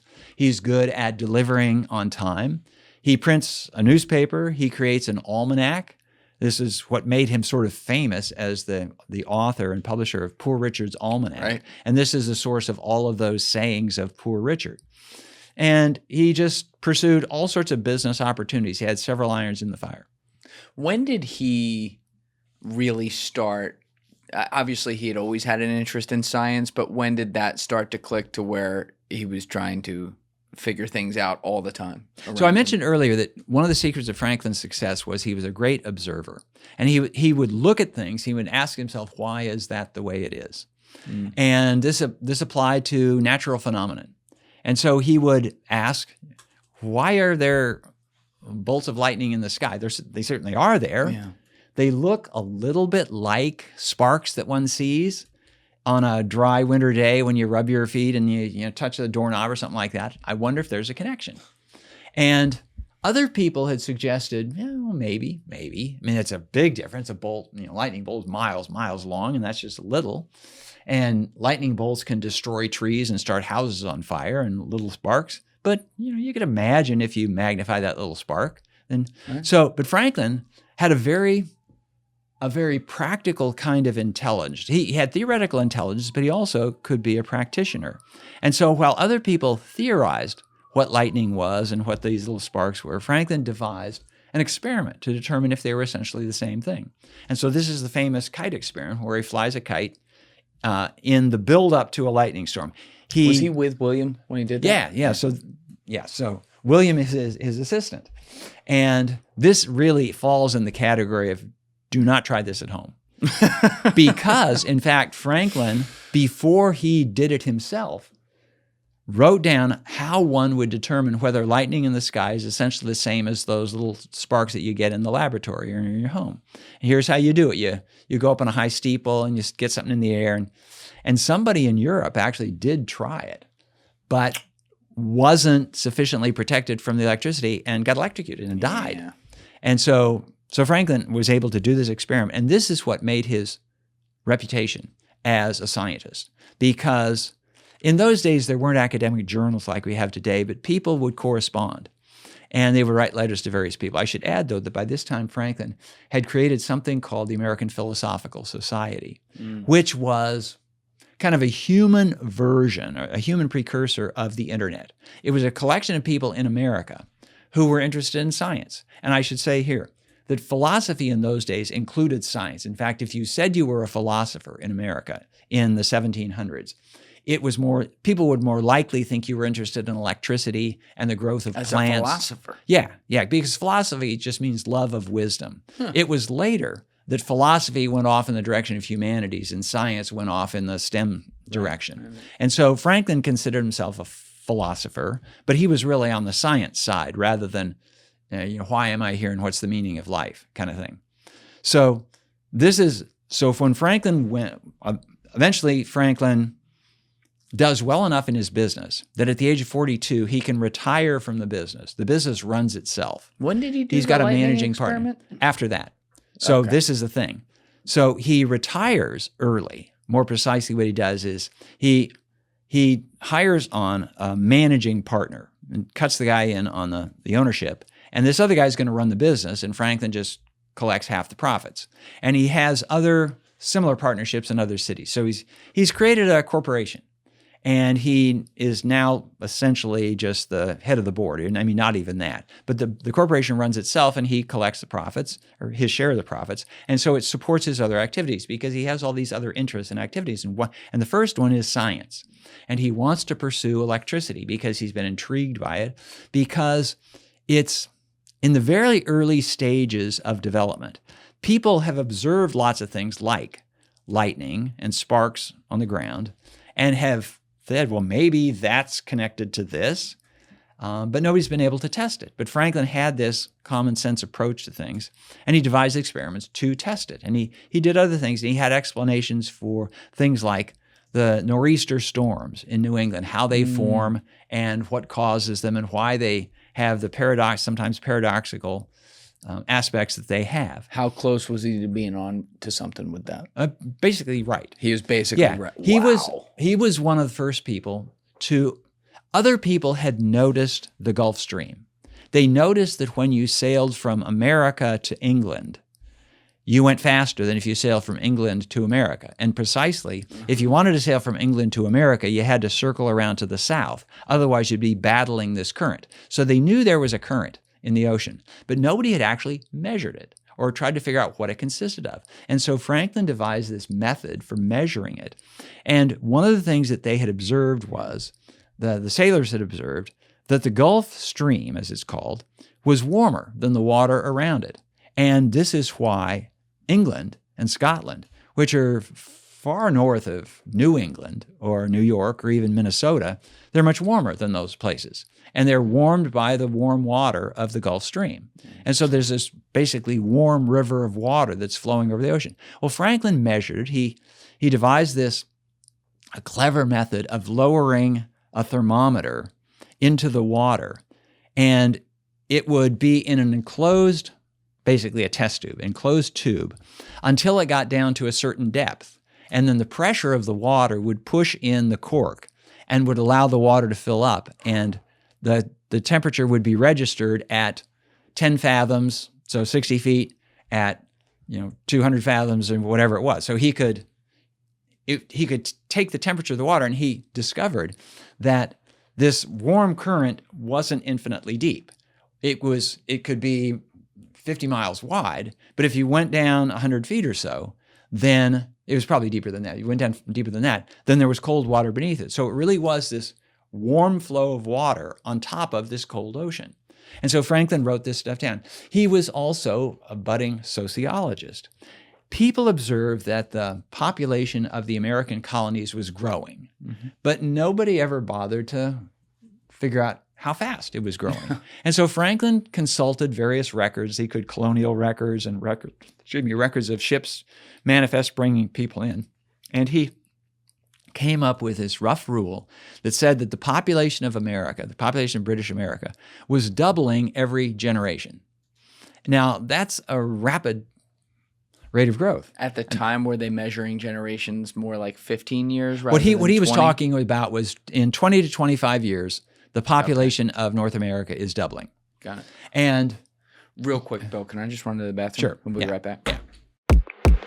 All right, we're back. So you were talking about the population doubling idea and how he did this experiment to determine it. Yeah. So Franklin observed that the population of the North American colonies was doubling about every generation. It wasn't something that suggested a particular change in policy, except that it gave to the colonists an understanding that they had a future that was maybe greater than what people in Britain had been thinking about.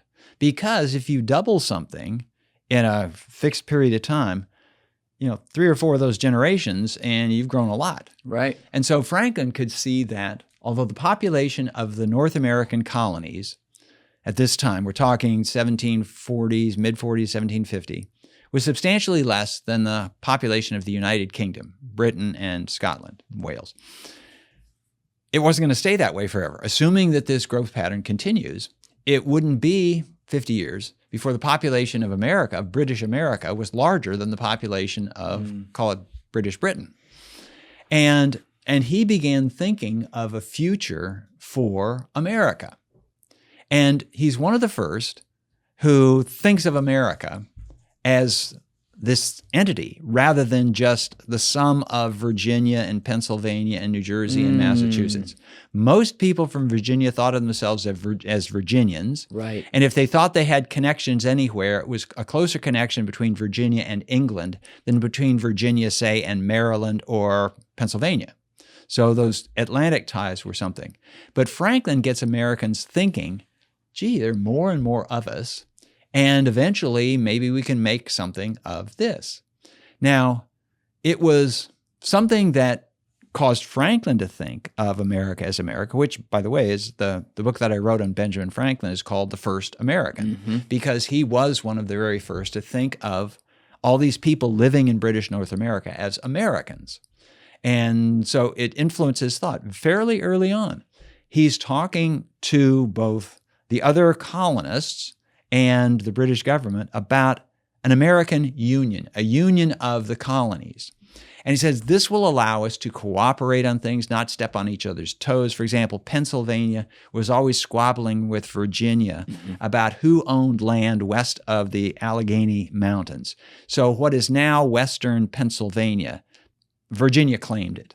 And what's now West Virginia, Pennsylvania claimed it. And thought, okay, if we could get just a meeting of the various people, then we could sort this stuff out. And they had a meeting. The meeting went fairly well. This in 1754.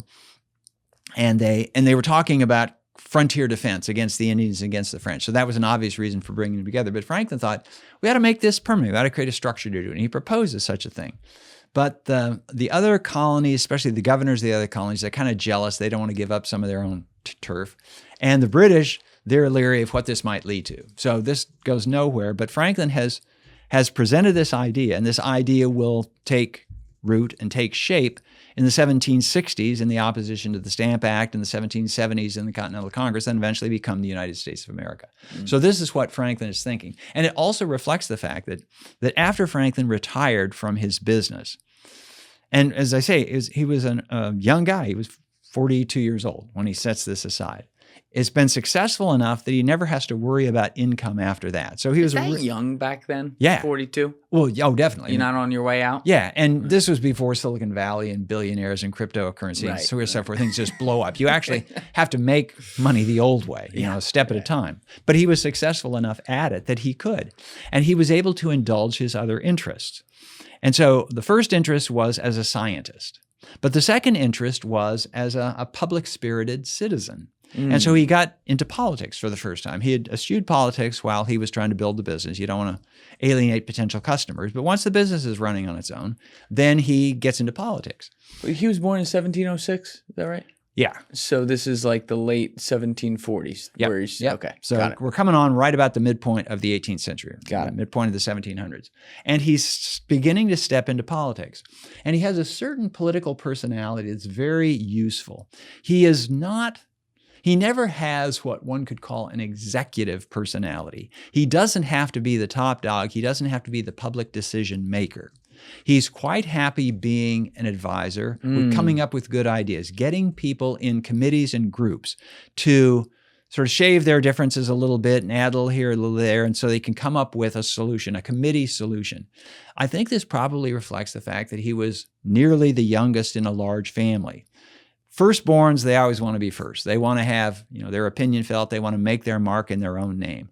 Younger siblings, they learn that you can actually get stuff done better if you don't insist on having your name on it. In fact, Franklin, as a young man, had some friends in Philadelphia, and they consulted about this and that and how their businesses were going and what they could do to make themselves more successful. And one of them pointed out this, Franklin was actually ever grateful for this, but it's not something every friend would tell another, but fortunately, this friend did tell Franklin. Said, Franklin, you've got all sorts of good ideas, but people get annoyed that it's always your name on these ideas. So why don't you take one of your good ideas, for example, and let somebody else take it and put their name on it and run with it? And all of a sudden, more of Franklin's ideas got put into effect because there wasn't, on the part of other people, there wasn't this envy of Franklin. Oh, here's another good idea. Well, quietly, it was Franklin's idea, but it was somebody else. So Franklin was quite happy doing this. And so he became a member of the Pennsylvania Assembly. This is the popular body of the colonial self-government. Here I have to add that the colonies all had their own elected officials, so typically called an assembly. But they also had governors, and the governors were almost always appointed from Britain. Were the assemblymen democratically elected, like the citizens actually elected them? The citizens elected them, not in a perfect democracy. So there were voting restrictions. Women typically couldn't vote, and propertied people were more likely to get elected than people who didn't have property. Okay. Sometimes by explicit rules and sometimes just by implicit expectation. And then you'd have the governor. So there's the governor, and the governor was sometimes appointed by the people who owned the company that had founded the colony. So Virginia was founded by something called the Virginia Company, and it had a board of directors back in England. And the board of directors would choose the governor, who was their representative in Virginia. Now, the Virginians in Virginia, they would elect their own assembly. In their case, they called it a House of Burgesses. And those people would represent the Virginians, but this governor would represent the interests of the company back in England. Eventually, because of politics in England, the company governors were replaced by royal governors. So the governors, by the midpoint of the 18th century, nearly all the governors of the American colonies were appointed by the crown, the British king. And so the governors represent the interests of the king, whereas the assembly represented the interests of the people. And very often the two were in conflict. And so Franklin, being a very diplomatic type person, a tactful person, seemed to members of the Pennsylvania Assembly that he would be a good person to appoint as the Assembly's representative in London and talk to Parliament, because Parliament was the lawmaking body there, because they thought that the governor wouldn't accurately represent the interests and desires of the people in Pennsylvania. He'd just tell the king what the king wanted to hear. I should add here that although Parliament was technically supreme over the king, they'd fought a war and executed a king for this in the 1600s, there was still some tension between the two, the king and Parliament. And so the Pennsylvania people in the Assembly wanted to make sure that Parliament heard from them, so they hired Franklin to be their guy, and off he goes. And this is when Franklin discovers, boy, he really likes London. London's a wonderful place. And here's a moment where history kind of hangs on a thread, because Franklin goes off to London. Before he gets there, he has a reputation in London. He has a group of correspondents, people he's been writing to in London, and they're eager to see him come. They're really impressed by this guy, and he seems to be a very congenial guy, a very bright guy. He has good ideas, but he also has a good sense of humor, the kind of person that everybody wants to get to know. And so when he gets to London, they say, this is great.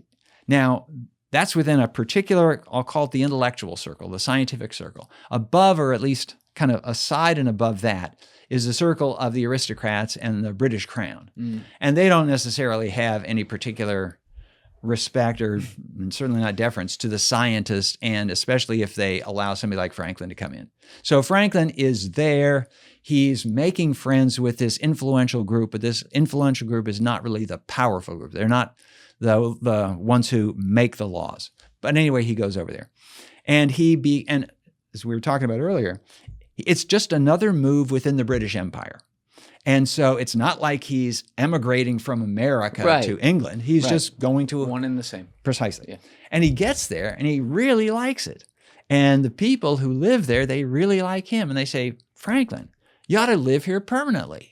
Don't go back to America. We miss you when you go. And you're a great addition to our conversations and all this other stuff and the advancement of British science and so on. He left the wife behind, right? Well, that's it. That's the thing.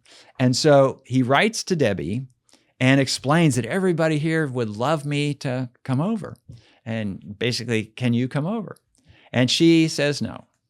And at first she says she's afraid to sail. And being afraid to sail in those days was not unreasonable. It's certainly more reasonable than there are plenty of people today who are afraid to fly. They really don't fly unless they absolutely have to. And that was probably part of her answer. But beyond that, she recognized that she was just a Philadelphia girl. And she didn't want to move away from friends and family there. And she sensed, even though she'd never been to London, that she wouldn't fit in. That he had this life there that suited him, but didn't really suit her. So they wound up with this long-distance marriage. And he was gone for years and years and decades at a time. And it was, but here's the thing. But because he had a wife in Pennsylvania, and because he had 2 children by her, one by her and then one by the other one.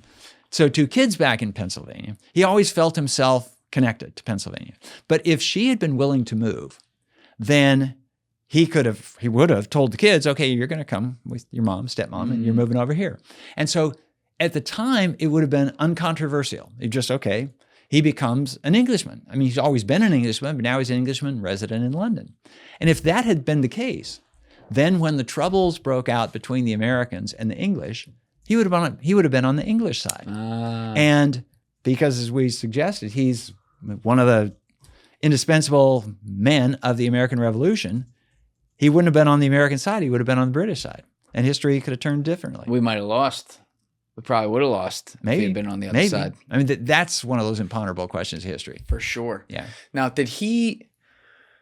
when he was over in London for basically on and off for 3 decades there, I think you wrote about this, he was a part of, obviously, some of the higher societies, became who he ended up being known to be, respected as a polymath, all that. Did he join the Freemasons when he was over there, or was this something he had done earlier in his life? I believe he had done it earlier. I'm not absolutely sure about that. And one of the reasons it's hard to tell is that the Freemasons are a secret society. And so people don't advertise. He didn't write down much about it? I don't recall a letter that he wrote saying, yesterday I took the oath from the Freemasons. And it was one of those, it was a secret society, kind of like, in some Ivy League schools, there are secret societies, and people sort of know you're in it, but you don't acknowledge it, and you don't talk about what goes on in there. Skull and bones, all that. Yeah. I mean, actually, now that I think about it, I'm almost sure he became a Mason when he was in America, because it was exactly the thing that an aspiring businessman would have done, because it's great for connections. Oh. And so you go up and you say, would you consider hiring me as your printer? And you give them the secret handshake or something like that. They know you're one of them. Right. So, in fact, there's a lot said about the Freemasons, and often it involves conspiracies and deep state kind of things. But in fact, it's a version of networking that people have been doing forever. And if you find yourself in a community where members are Freemasons, well, you got nothing to object to in the philosophy, you join in. And so Franklin's attitude toward that was similar to his attitude toward religion generally. So Franklin had been raised in the Congregational church. Basically, it was the modern version of Puritanism. And he ran up against that when he was in Boston. One of the reasons he left Boston was he had a fight with his brother, but he also got in trouble with the Puritan authorities in Boston. The Puritan hierarchy was sufficiently influential in Boston that it was almost the same as the city government. And so he didn't like that kind of theocracy. So he gets to Philadelphia, which has nothing like it. So Philadelphia is an active, competitive market of religious denominations. He really likes this. And Franklin so went from being this Puritan to, in his early 20s, he was toying with atheism and saying there's no God. But he, like a lot of scientific-minded people, could not figure out, if there was no God, where did everything come from? Right. And why are there humans and cows and all this other stuff? If Franklin had lived after Charles Darwin, Franklin quite likely would have just become an atheist because he was drawn to religion for its explanatory power. And in the absence of a theory of evolution, there really was no alternative theory to divine creation. And so, anyway, he was not attached to any particular denomination. He did believe, he acknowledged that religion tends to incline people toward good behavior. And if only because they fear they're going to go to hell when they die. And so he thought that religion, within reason, is a stabilizing influence on society. And so for this reason, he gave donations, religious donations, but not to any one denomination, but to all the denominations, as a way of saying, keep doing what you're doing, and this is a good thing. So this was his attitude toward religion. This was his attitude toward human gatherings. But Franklin was what could really be best described as a humanist. So he believed in human potential. He believed in one thing Franklin did not spend any time to speak of on is the problem of evil in the world.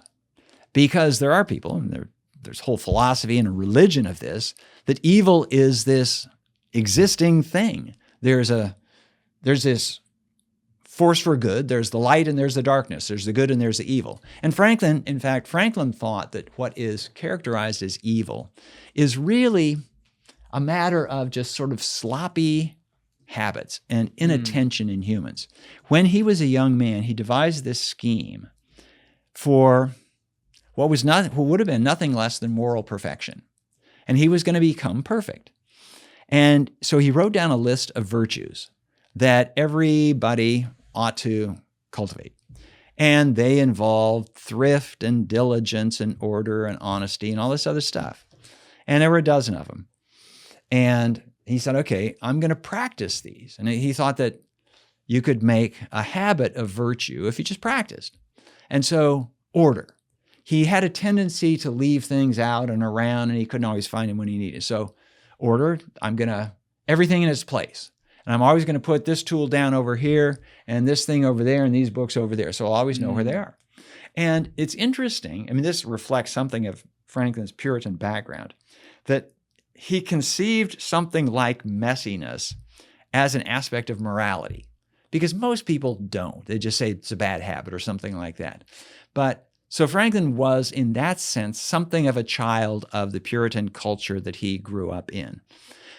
Significantly, though, the virtues that he identified were habits and traits of behavior that would conduce to success in business. So you don't want to mislay the bills payable. Right. You don't want to mislay the records of who owes you what, because if you do, you can't keep your business straight. And diligence, well, you both have to be diligent. You got to get the work done, but it also helps if people see that you're diligent, so they will know, okay, if Franklin says he's going to deliver this print order by this date, it will get here on time. And I should add here that it also fits in with the whole philosophy, the express philosophy of his Poor Richard, the Poor Richard's Almanac, all these things about a penny saved is a penny earned, and so on. So these are good bits of advice for this guy who's trying to build a business. So this is Franklin's philosophy. It's almost his religion. Later on, he becomes more of what in those days was known as a deist, somebody because he couldn't figure out how the universe could have come about and how things could have evolved, he believes in this divine thing, this divine entity that somehow sort of set the world in motion, set the universe, the planets spinning around, but really doesn't pay too much attention to what individuals are doing and didn't think of a divine presence in people's lives. Why did he not think a divine presence would be able to pay attention to everything that it created? I don't think he would have doubted that the divine individual could have, but he had a hard time figuring out why this divinity would have wanted to do it. And also, why just humans on this planet? So they knew that there were other planets. They knew there were many stars in the sky. So what's so special about America? So Franklin was one who wanted positive evidence for stuff. He didn't take things on authority. Now, most people, when they get to religion, they take it on authority. Their scripture says they ought to do it. Their prophets say they ought to do it because, you can't. Religion doesn't really stand, what most people take as religion, doesn't really stand on evidence. It stands on belief. Right. And at some point you make that leap of faith. And Franklin wasn't one who took a leap of faith. He wanted to see the evidence. But that was one thing I really took away from him, and you just described a lot of it really eloquently. To me, my interpretation of him was he was humble enough to know that he didn't know what was going on up there, but it, like you said, it had to come from somewhere. So he tried to live his life in a way to where if he had to answer for that when he's gone, he feels like his balance sheet would be more in the asset than liability. Well, very much in that line. So he was asked toward the end of his life when he was famous, and he wasn't going to probably too much upset anybody if he told his real religious views. So somebody, a longtime friend, said, Dr. Franklin, he didn't say you're about to die, but it was clear that he was going to. Would you care to share with us what your religious beliefs are? And Franklin thought about it a bit, and he said, at this point in my life, I find it not particularly important to conjecture on something that I will soon find out for sure one way or the other. So that's a Franklin bar if there ever was one. Yeah. He was, and you're so right. Like, to me, he's the original troll, the original memer, but the original genius writer as well in America. Like, the way he talks, yes, it is time period sensitive in the lingo and stuff, but you get it. You hear it today and you're like, it's not like other things where you're like, all right, what were they trying to say? You completely understand what he meant. And some of the things that he said were really immortal. So I remember when I was reading through the Franklin letters, and there's a great published collection of them, and I was flipping the pages and just reading one by one, and I came across the point where he said, and of course I had heard this many times before, but in this particular letter, he said, there is nothing certain in life but death and taxes. Well, this has been quoted again and again and again because it's universally true. Yeah. Yeah. Now I'm trying to think here because it might be good to tie in Washington and Franklin when they come to the war later. Yeah. Because we just covered Franklin's life. So let me actually put a pin on that because Franklin, as you said, goes to London for 30 years. And it's towards the end of that time when he gets beat up in the pit where he makes the flip and he's like, all right, I'm full blown American. Like, we got to do this thing. But George Washington lives over a similar time period, obviously. Yeah. You mentioned earlier he was from Virginia. There's the famous story that apparently is not true about him chopping down a cherry tree. That didn't really happen. So maybe George Washington did lie. But why now? Why book 42 or whatever it is, 41, 42, 43, something like that, did you finally decide to write about George Washington? Washington, of course, has been on my radar for a long time. I guess I should probably say that when I started off in this business of writing history books, I started in the 20th century. And I had gotten my graduate school training in post-World War II American foreign policy. Mm-hmm. So my first book was about Dwight Eisenhower and his foreign policy. But one of the things that happens to historians, not all of them, but to a lot of historians, is that they suffer from, or at least they exhibit, this chronic behavior of regressing in time. Because the historian is inclined to look backwards to explain things. What came before, and so how did this happen? And once you've gone back 20 years to explain today, Well, then you're kind of tempted to go 20 years before that to explain that 20-year period. And so I kept getting back further and further and further. And so finally I bumped up against Franklin. And I thought, okay, that's probably about as far as I can go because he's born in the first decade of the 18th century. I could go back to the 16th century, but the records are harder, and I just thought that the people weren't that interesting. But the reason I came to Franklin as a particular project was that after I'd written a first few books, the ones that got me my first teaching job at college, and then the one that got me tenure. So once you're there, and it's hard for them to fire me, then I can, because in the back of my mind, now you can cook. Well, exactly, because in the back of my mind, I had known there is a wonderful purpose for writing specialized histories, but I didn't want that to be me. I wanted to write general histories. I wanted to write for general audiences, not simply for specialized audiences, in part because I had at one time been one of those generalists, and that's what hooked me on history, the stories of the past, not so much the analyses of the past, not the arguments, the theories about the past, just the story and the individuals. So that's what I was aiming for. I realized there was kind of a narrow gate I had to get through to get that job, because if I got a university job, then before I started teaching at the college level, I taught at the high school level. And if you're a high school teacher, your full-time job is teaching. Right. And you're in the classroom for 6, 7, 8 hours a day, 5 days a week. I was aware that if you're a college professor, you're in the classroom a third of that time, a quarter of that time. And the other part of your time is expected to be devoted to doing the research and writing that you do in your discipline. And for historians, that means you research and write history books. And I had this notion I wanted to write history books. So I figured, okay, that's how I'm going to do it. And I like teaching, so I would be able to keep teaching. So I basically become a part-time teacher, half-time teacher, and half-time writer. And I could do it, but the great thing is, of course, if you teach at college, you get paid a full-time salary by the college. But this reflects the fact that most academic historians write books for these specialized audiences. As a result, they don't sell any books. I mean, they don't sell enough to increase their income much. So they do rely on the college, whatever the college or university pays them. So anyway, so I did that. I wrote the narrow stuff, but always with the intention in the future of broadening out. So Can you explain just exactly what you mean? I know what you mean, but like, because you're an American historian, right? You write across all the different eras, but when you're specifically saying academically, like narrow, would that mean I'm going to write about these 5 years of Cold War history in particular? So more precisely, I'm going to write on a subject that will enlighten people in a way that nobody has enlightened them before. Okay. So I wrote my first book on the foreign policy of the Eisenhower administration. I wrote it at a time when the documentary record of the Eisenhower administration was first becoming available.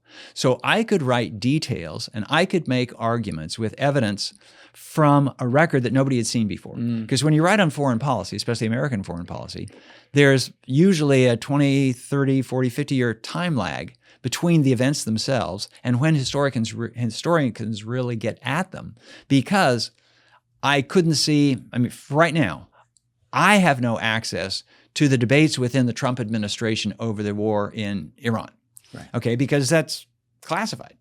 Now, 50 years from now, that will be made available. And so historians then will be able to say, and this is what they did in May of 2026, and these were the reasons, and so on.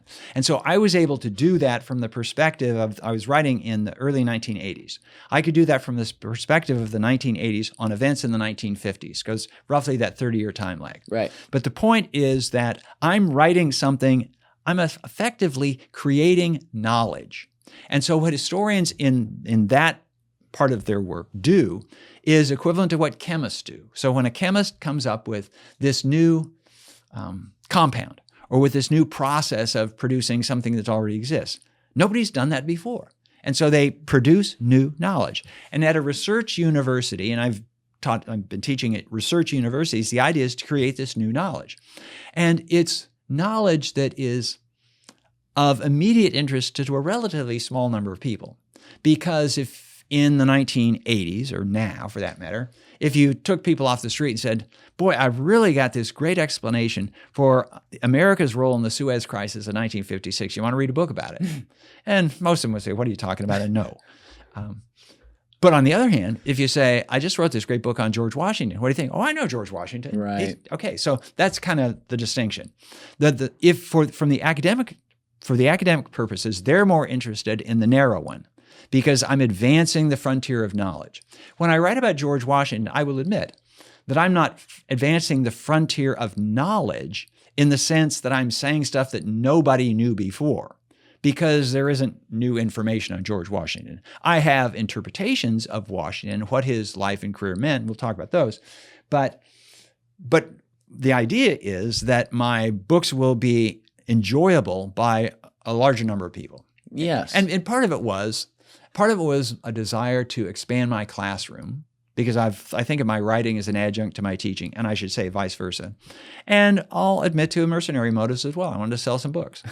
So, well, I also think it's just great from a storytelling perspective, because you could sit there and look at this one era, like you were saying, and just describe like the meat and potatoes of what happened, and then get into the different ingredients that go into that. Or you could tell the same story through the lens of a protagonist, like people would think of in a movie, where you then cover everything that happens there as a result. So you've anticipated my plan.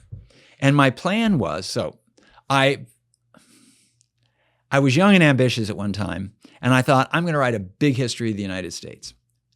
American history is a big subject.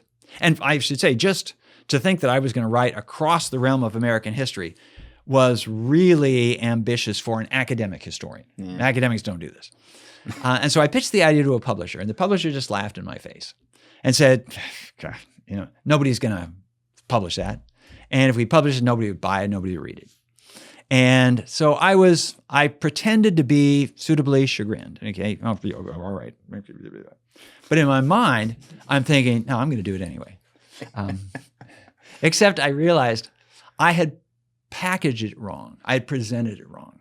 Because when I said I'm going to write a 6-volume, because I was thinking 6 volumes, a 6-volume history of the United States, what the publisher heard was 6 volumes and history. Mm-hmm. Now, by this time, I had been teaching long enough to realize that not everybody is as intrinsically interested in history as I am. I chose this for my field, so obviously I'm interested in it. But a lot of people have unfortunate memories of history classes they took in school. Most of them avoided taking history in college, if they went to college at all. And from high school, they remember this boring class where they had to link dates to events, and they had to try to figure out who this person was and what this person did. And none of it seemed to hold together, and none of it had any intrinsic interest. And I thought, well, that's really too bad, because that has to do with the way it's taught. Yes. And the way it's presented, because that's not the way it is. So I said, as you're thinking, people are interested in people. So what I'm going to do is I'm going to write a series of biographies. And in my head, they're going to be linked. So I eventually did. I got my 6-volume history of the United States, but it's and not. You went out of order. So I mixed up the order a little bit. I like that. Yeah. So as they weren't published in this order, but they arranged themselves in this order. Volume 1 of my 6-volume history of the United States is my biography of Benjamin Franklin. Mm-hmm. And this begins in the early 18th century, the early 1700s, and carries it to 1790 when he dies. So that's volume 1. That's Benjamin Franklin. And I'm also thinking in terms of the period of my subject's life has to be one in which America collectively undergoes a characteristic transformation, or from a historical sense, there's a certain task that has to be accomplished during this time to get us from the beginning of American history to the present. How in 2026 does America look like it looks? Because it didn't start this way. From Ben Franklin to Andrew Jackson. Yeah, well, exactly. So Benjamin Franklin, he is, and I try to sort of summarize it in the overall take of the book, or sometimes the title of the book. So with Benjamin Franklin, the title of the book is The First American, and for reasons that we were speaking about earlier. He's the first one of the very first to consider himself an American.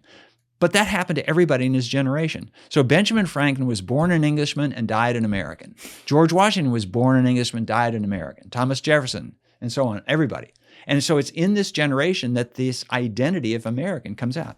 So Benjamin Franklin's Volume 1, he dies in 1790, at which point this young man named Andrew Jackson is 23 years old. And he is becoming an adult in Tennessee. He's a goddamn American at this point. Exactly. And he lives until 1845. So he is Volume 2.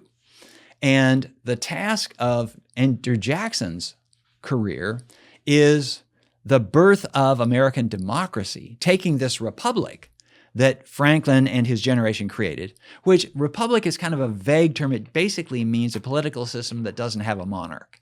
Right. And so somehow the people are responsible for it, but who the people are and how they exercise their responsibility is a little bit unclear. But democracy, that's more concrete.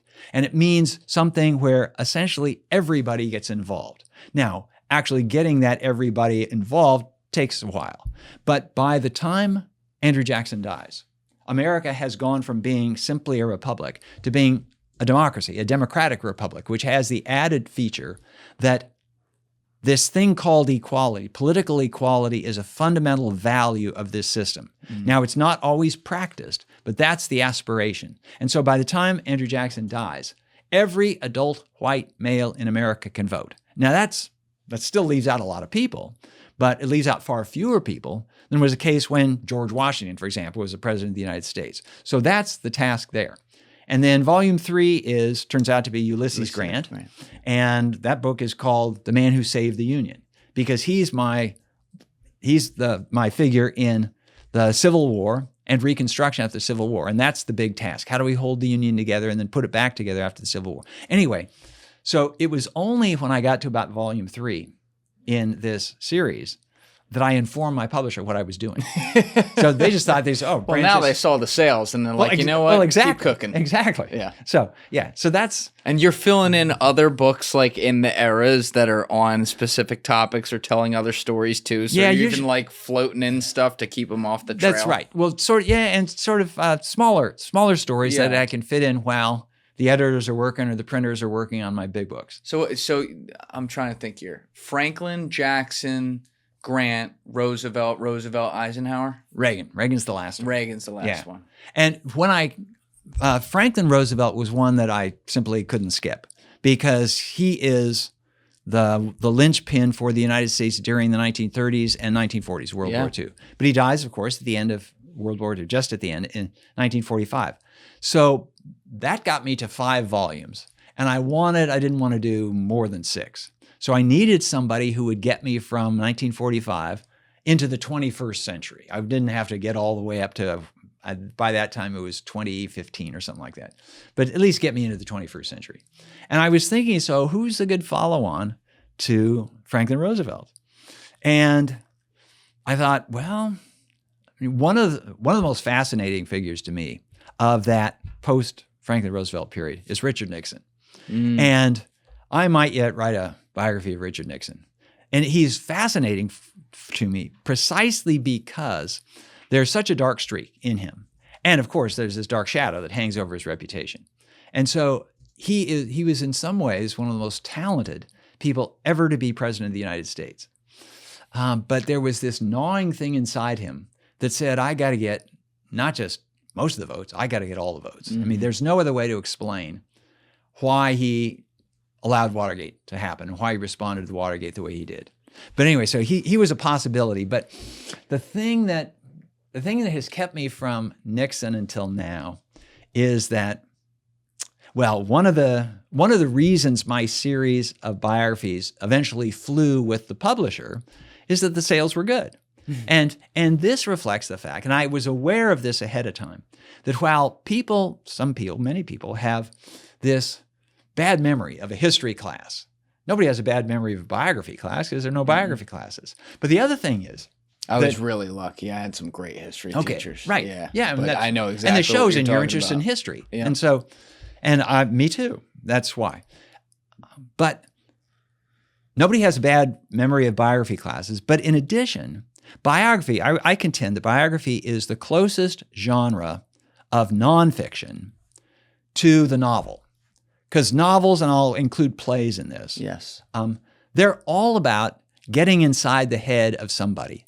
most novels are either told from the point of view or sometimes from the inner point of view of a protagonist. And the whole idea is to let you know what this individual is like. Now, in the case of novelists, these are imagined individuals, but they're projecting their own understanding of human nature. So this is what it must have been like or must be like to be such a person. Now, historians, those of us who are historians and play by the rules of historians, we don't get to do that. I mean, we can sort of get inside the heads of our characters, but we can only do it through their own voices. If they kept a diary, if they wrote letters, we can do that. But other than that, most histories, novels are often written as though from the inside out, where the protagonist, the character, is what the reader sees the world through. Yes. Sometimes it's explicitly written that way, but sometimes it's a third person, but still it's from this point of view. Yes. Histories are mostly written from the outside in. It's the historian commenting on the actions of these people. To the extent that I can, I don't try to make my history books look like novels, because that would suggest that I'm making stuff up. And there are historical novels, and some of them are very good. Some of them are lousy, but there are lousy books in all sorts of genres. But some are very good. But I don't want to do that. But I do want readers, and I will say this is what I do in my classroom as well. The main thing I want to do when I teach history, when I write history, is to make my readers, my students, understand what it was like to be somebody back in the past, and to see the world through that person's eyes. And I do it just because I'm interested in people. I want to know what people have been like over history. But I also, when I'm proselytizing for history, one of the things that I say is that historians, practicing historians, even just sort of students of history who take it seriously, what they have is a superpower. And the superpower is the ability to see the world through other people's eyes. And because this is what we do. We try to recreate the world. In this case, the George Washington or Benjamin Franklin, my Benjamin Franklin book. How did they see the world? And this is extremely important in success in all kinds of human endeavors. Because if you're in business and you're in a negotiation with somebody, you have to imagine, well, how does this negotiation look from that person's point of view? That's right. What's his bottom line? How far is he willing to go? If you're in a personal relationship, how do my actions appear to the person that I'm in the relationship with? And so if you can develop this habit, your life will be just more successful and more pleasant, and you'll just thrive as a human. And it's not simply the ability to do it, it's the inclination to do it. Because a lot of people just aren't inclined to do it. A lot of people are quite happy with my point of view. And if you don't match up with my point of view, you're wrong. And I certainly didn't do this to try to make people explicitly better citizens, but we live in a democracy where everybody gets a say. Yes. And if I just say I'm right and you're wrong, that doesn't get us anywhere. But I have to say, well, so why do you think the way you do? And it inclines you to be open to the fact that, well, maybe you yourself don't have monopoly on knowledge or the right or anything else. And I would say that this informs my writing. It informs my choice of just biography as a way of writing. But it also causes me to approach biographies in a way that's different than some, maybe even many biographers. So one of the things I studiously refrain from doing is passing anything that sounds like a moral judgment on my characters. Now, there are a lot of people who think that's an abdication of the biographer's responsibility. Well, that's what you ought to do. And I say, well, no, I don't think that's not what I'm really trying to do. What I'm trying to do is to make you see what George Washington's world looked like to George Washington. And then you get to make your own. Well, exactly. Yeah. If you, as I like that. A civilian, you want to say, I don't like George Washington, I don't like George Washington, that's fine. But one of the reasons that I do this is that in my time studying the past, observing people, I've concluded that differences in political positions are rarely the result of intellectual differences. They reflect value differences instead. And so, for example, I wrote volume 5 in my 6-volume series. It was about Franklin Roosevelt. And the centerpiece of Franklin Roosevelt's history in my book on the 1930s is the New Deal. This is Roosevelt's reform package as it relates to domestic problems relating to the Depression. And people today, they're split almost as much as they were back then as to whether the New Deal was a good deal or a bad deal. You think it's a good deal if something about your experience, your outlook, your demeanor makes you think that humans owe something to the collective, the community that they live in, or that maybe people simply need the help of a community at times. You're likely to think that the New Deal was a bad deal if you think, no, people ought to stand on their own. And, life can be good, life can be bad, but we're better off as a whole if we're responsible for ourselves. And why one person comes to this conclusion, one person the other, sometimes it can be as simple as, well, you were the first child in your family and you were the third child in your family. Something in the case of this came home for Franklin Roosevelt himself, who had had this really wonderful life. He was born into a wealthy family and politics came easily and he was successful. And then when he was 39 years old, he contracted polio and he lost for the rest of his life the use of his legs. And he hobbled around. He spent most of his time in a wheelchair. He could lock his knees in place with these heavy knee braces and he could kind of hobble around with one arm on his an adult son and the other arm in a crutch.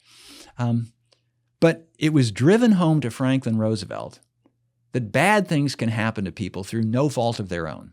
And that was really the essence of the American experience during the Great Depression, because millions of people were thrown out of work. Millions of people lost their houses, lost their livelihoods, lost their families, not because they did anything wrong, not because they were lazy or drunk or didn't show up at work, because the business they worked for closed, because the bank that they had invested their life savings, their family's nest egg in, it went bankrupt.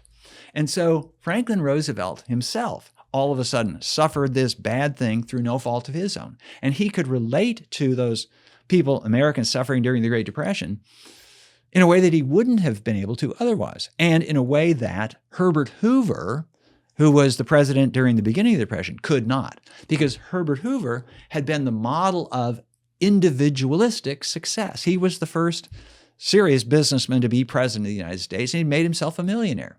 He was an orphan from a young age, and he'd gone up and he'd done all these things. And for understandable reasons, it's tempting for people who've achieved that kind of success to think that other people can too if they would just try harder. Right. And so I can't say that whether the values of individualism or the values of tolerating a certain collectivism, I'm not going to say that one is better than the other. People bring that to my books, people bring that to my classroom. That's their own business. But what I try to do is give them the evidence of what Roosevelt himself experienced to make their own decisions. And if they want to think that Roosevelt was a great guy, that's fine. If they want to think he's a bad guy, that's fine too. And the way I put it is that I'm not going to tell anybody whether the New Deal was a good deal or a bad deal, but I'm going to explain to them why it was a big deal and then how you should arrive at whatever conclusions you want to draw on it. The last reason that I decline to pass judgment on my individuals is I think it's just very presumptuous of individuals to pass judgment on me. I don't want you passing judgment on me, my moral code or anything like that, and I'm not going to do it for somebody else. This is like listening to Michael Jordan talk about basketball. Like it drives home what I already took from what I have read from you, which is that you're on a fact-finding mission so that we can make our best determination at the time. And that's the thing. Hindsight's always 20/20 with everything, and people are a product of their time. Human beings do great things and they do terrible things, and they do it at a societal level as well on both of those fronts. And so, you look at something that is objectively in today's time horrific in every way, which would be the fact that we had slavery in this country. When you are going to do the biography of someone like a George Washington who's from that era, you have to, as hard as it is, see it through the lens of okay, what had society brainwashed or ingrained into people at that time as something that's just naturally accepted, and how did they then deal with that? Someone like Ben Franklin, I believe you wrote about it in his biography. He moved on that issue over time. He was someone who at one point was like, yeah, we have slavery, it's what it is. And over time he was like, wait a minute, these are human beings. We shouldn't be doing this, you know? And to me, I look at that as like, my perspective is that's kind of like a moral victory, where you see a smart man who was a part of a bad system that accepted something, and over time he asked questions and he was like, wait a minute, no. Like, shouldn't we reward something like that rather than judging him maybe initially thinking it was okay? Right. Yeah. So I got a couple of comments on that. One is, you mentioned George Washington, the fact that he controlled hundreds of slaves, not all of which were his personal property. They belonged to his wife's estate and so on. But here's a point that I try to make, and you're absolutely right, that at any given time, society is marked by good stuff and bad stuff. Yeah. And the bad stuff is only evident in hindsight, because people who owned slaves in Virginia in the 1730s, that's just the way the world works. And I will go a little bit farther than I think maybe you were intending it, and that is to say that it's tempting for, let's say, somebody like me, who's writing a biography of George Washington, wrote a biography of George Washington, and who would like people are more likely to buy a biography of George Washington if they think George Washington's a great guy. Because, you like to read about your heroes.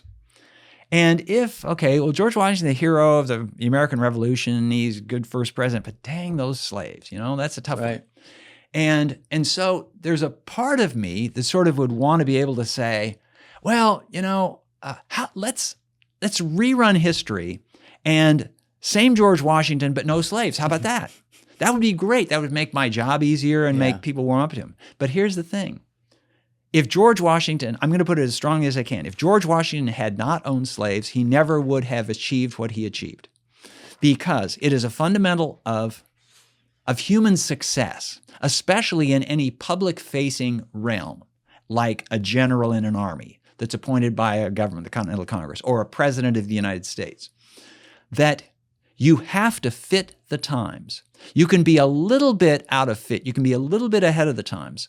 But if you're way out of sync with the times, then nobody will trust you. Nobody will value your judgment, because your judgment is so strange. So if George Washington, for example, had it in his power, which he didn't, but if he had it in his power to say in 1750, all the slaves that work at Mount Vernon, tomorrow you're all free. Go your way. Good luck. He never would have become commander of the Continental Army, because he never would have been trusted by his Virginia neighbors and the Virginia rulers to think, well, his values are pretty much like ours. They would have thought him, suppose that somebody today wanted to run for president of the United States, but said, I am a radical pacifist. I will never use violence in response to violence. And by the way, I'm also an extreme vegan. Somebody like that is simply not going to get anywhere in the political world, because when you vote for people, it's not that you're really identifying with them in everything, but you have to feel that they share your values. Yes. And the reason that I mentioned pacifism and veganism is that there are people who are pacifists, and there are people who are vegans, and there are people who are pacifists for moral and ethical reasons, and people who are vegans for moral and ethical reasons. So our generation today can't say nobody ever told them that eating meat wasn't wrong. Yeah, people have been saying that for a long time. But most people don't internalize it in their lives. Right. And people who push that too hard get to be annoying. And you don't vote for somebody who annoys you. If more than that, if George Washington had freed his slaves, by the way, he couldn't. It was difficult under British law to do so. And the fact that they were his wife's property and not his, and she couldn't have done it either because they were actually in trust for her children until they became adults, and they weren't yet. So that all is complicated stuff. But if he had done that, then he would have been seen as wildly eccentric in his day, and wildly eccentric people are not given this responsibility. And he would have been eccentric in this way that was also threatening, because he would have been seen as, and this is one of the things that makes, let's say, some vegans, annoying, is that they seem to be tutting people who eat meat. You're really going to eat that Big Mac? You're going to tear that cow apart with your teeth? Come on. George Washington would have been seen as somebody who was setting himself up as morally superior to other people. And people don't respond to that. So you have, and I'll do the same thing. Thomas Jefferson, in the case of Thomas Jefferson, the contradiction seems to be most striking because Jefferson owns hundreds of slaves at Monticello, and then he writes, all men are created equal. Right. Well, I'll make essentially the same argument. If he was not a slaveholder in Virginia in the 1770s, Virginians never would have made him a delegate to the Continental Congress. So he never would have been there to write the Declaration of Independence and this all men are created equal thing. I've never heard this argument before like this. But then I'll carry it on. And this also connects with something you said toward the end of your remark on this. And that is the fact that we can look back and say, oh, Washington, you shouldn't have owned those slaves. And Jefferson, you shouldn't have done that. It is testament to the fact that we've made progress. Because in 1750, only radicals were saying that slavery was wrong. Now, I'm not saying that slaves wanted to be slaves, but it's just like, people don't want to get cancer, but people get cancer and it's considered unfortunate. So almost nobody was saying slavery was morally wrong. After the Revolution and after the Declaration of Independence, then people like Washington began to believe that it was politically a bad idea, and he began to get uncomfortable about it because he's fighting this war on behalf of this principle of equality while he owns all these slaves. Right. So that's what causes a change of mind. But the fact that we can look back today and nobody will say, good for you, George, for owning those slaves. No, we've gotten to the point where we've acknowledged that slavery is this bad thing.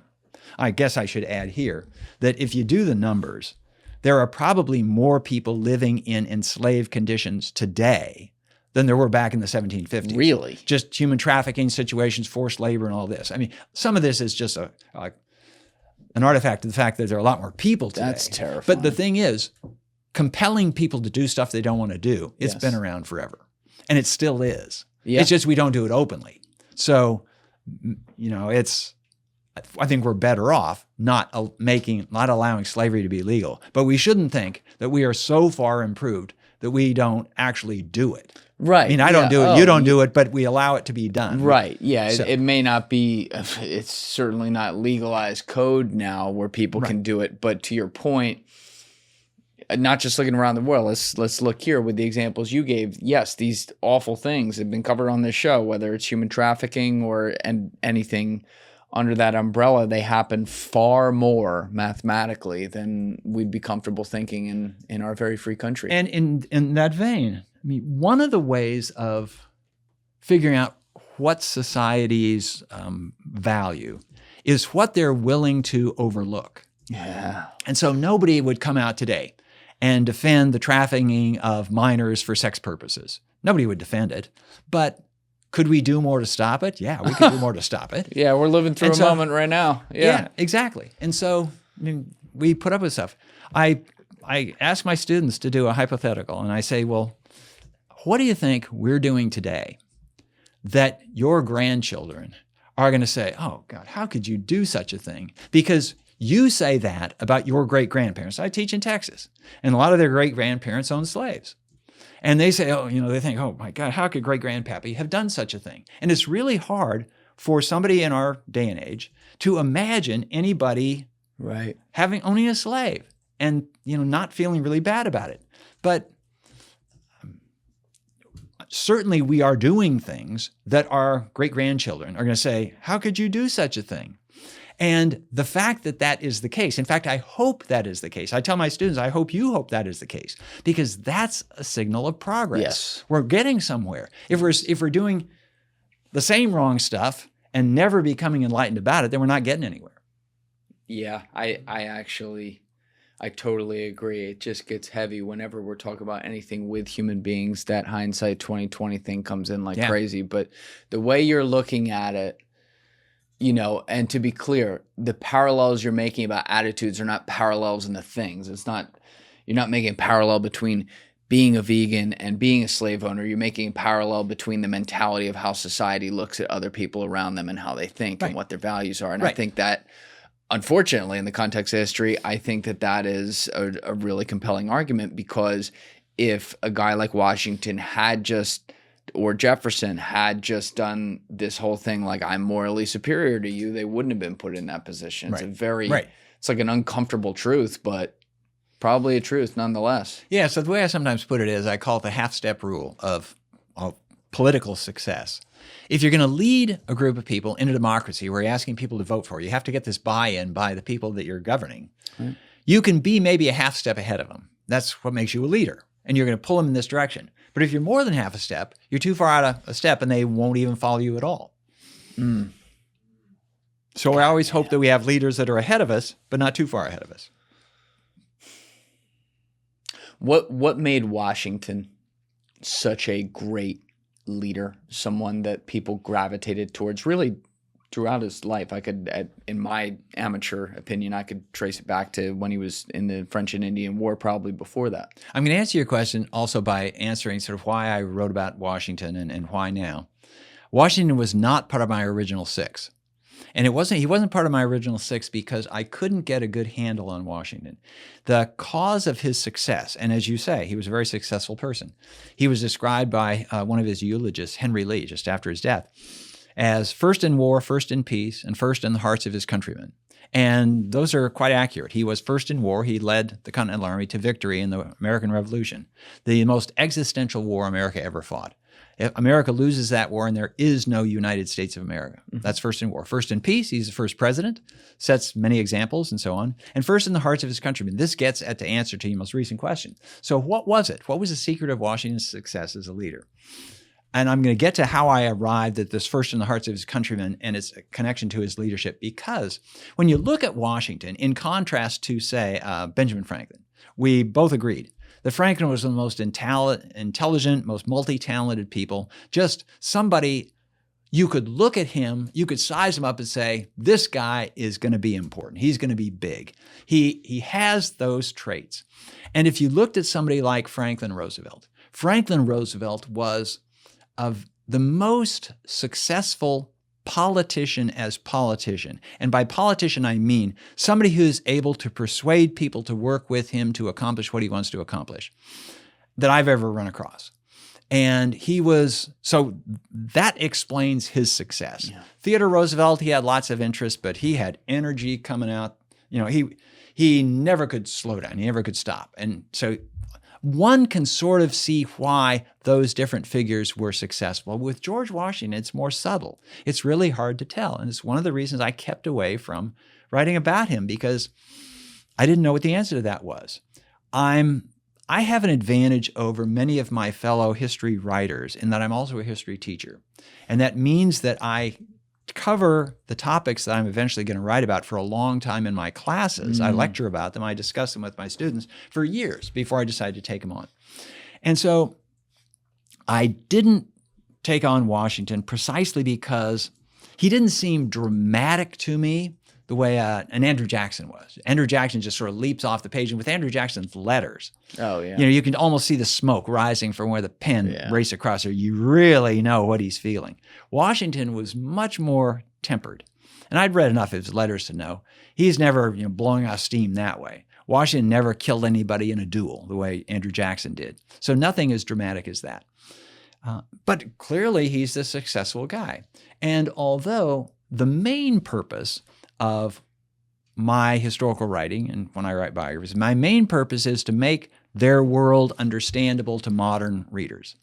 I also try to figure out what makes them successful. I try to explain why this person's a success, because it reflects not only the individual, but the times in which the individual lived. And as I said earlier, my original idea of writing these biographies was writing a history of the United States. So every biography is a life and times. Yes. And sometimes they're explicitly called. My book on Andrew Jackson is called Andrew Jackson, The Life and... No, it's called Andrew Jackson, His Life and Times. Yeah. And so the life is his life, obviously, and the times of it is the history in which he lives. So every book is implicitly that.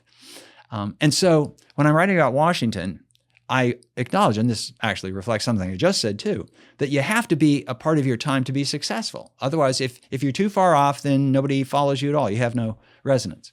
So if I can figure out Washington, I can also figure out Washington's time. because the two go together. That's right. Anyway, so he'd been in the back of my mind, and if you're going to think big about American history, you got to deal with Washington.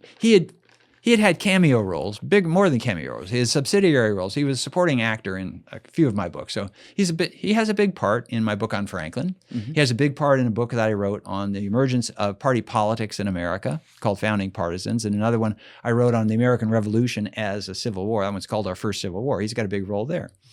But to make him the centerpiece of a whole book, so I kept putting it off. But then I thought, well, okay, maybe it's about time. And when I was thinking this, oh, you know what else is about time?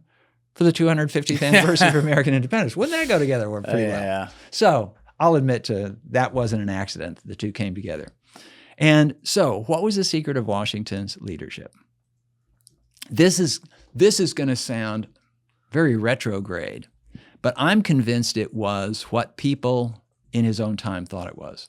And actually, I shouldn't have to apologize for it sounding retrograde, because the people who were alive then knew Washington better than we do. So if that's what they think, we ought to presume maybe they're right. So what they valued in Washington was his sense of honor, the public character that he displayed, and his devotion to principle. So it's hard to say what I'm about to say without coming across as sounding flip or demeaning. But he was essentially never the smartest guy in the room. But, and here's something that I have inferred long ago, and many people encountered eventually, in any field you choose, you got to be smart enough. But beyond being smart enough, there are other qualities that are more important than being smarter. So if your field is high energy physics, the bar of being smart enough is pretty high. And you can accommodate people who are personally quirky beyond that. You will tolerate that.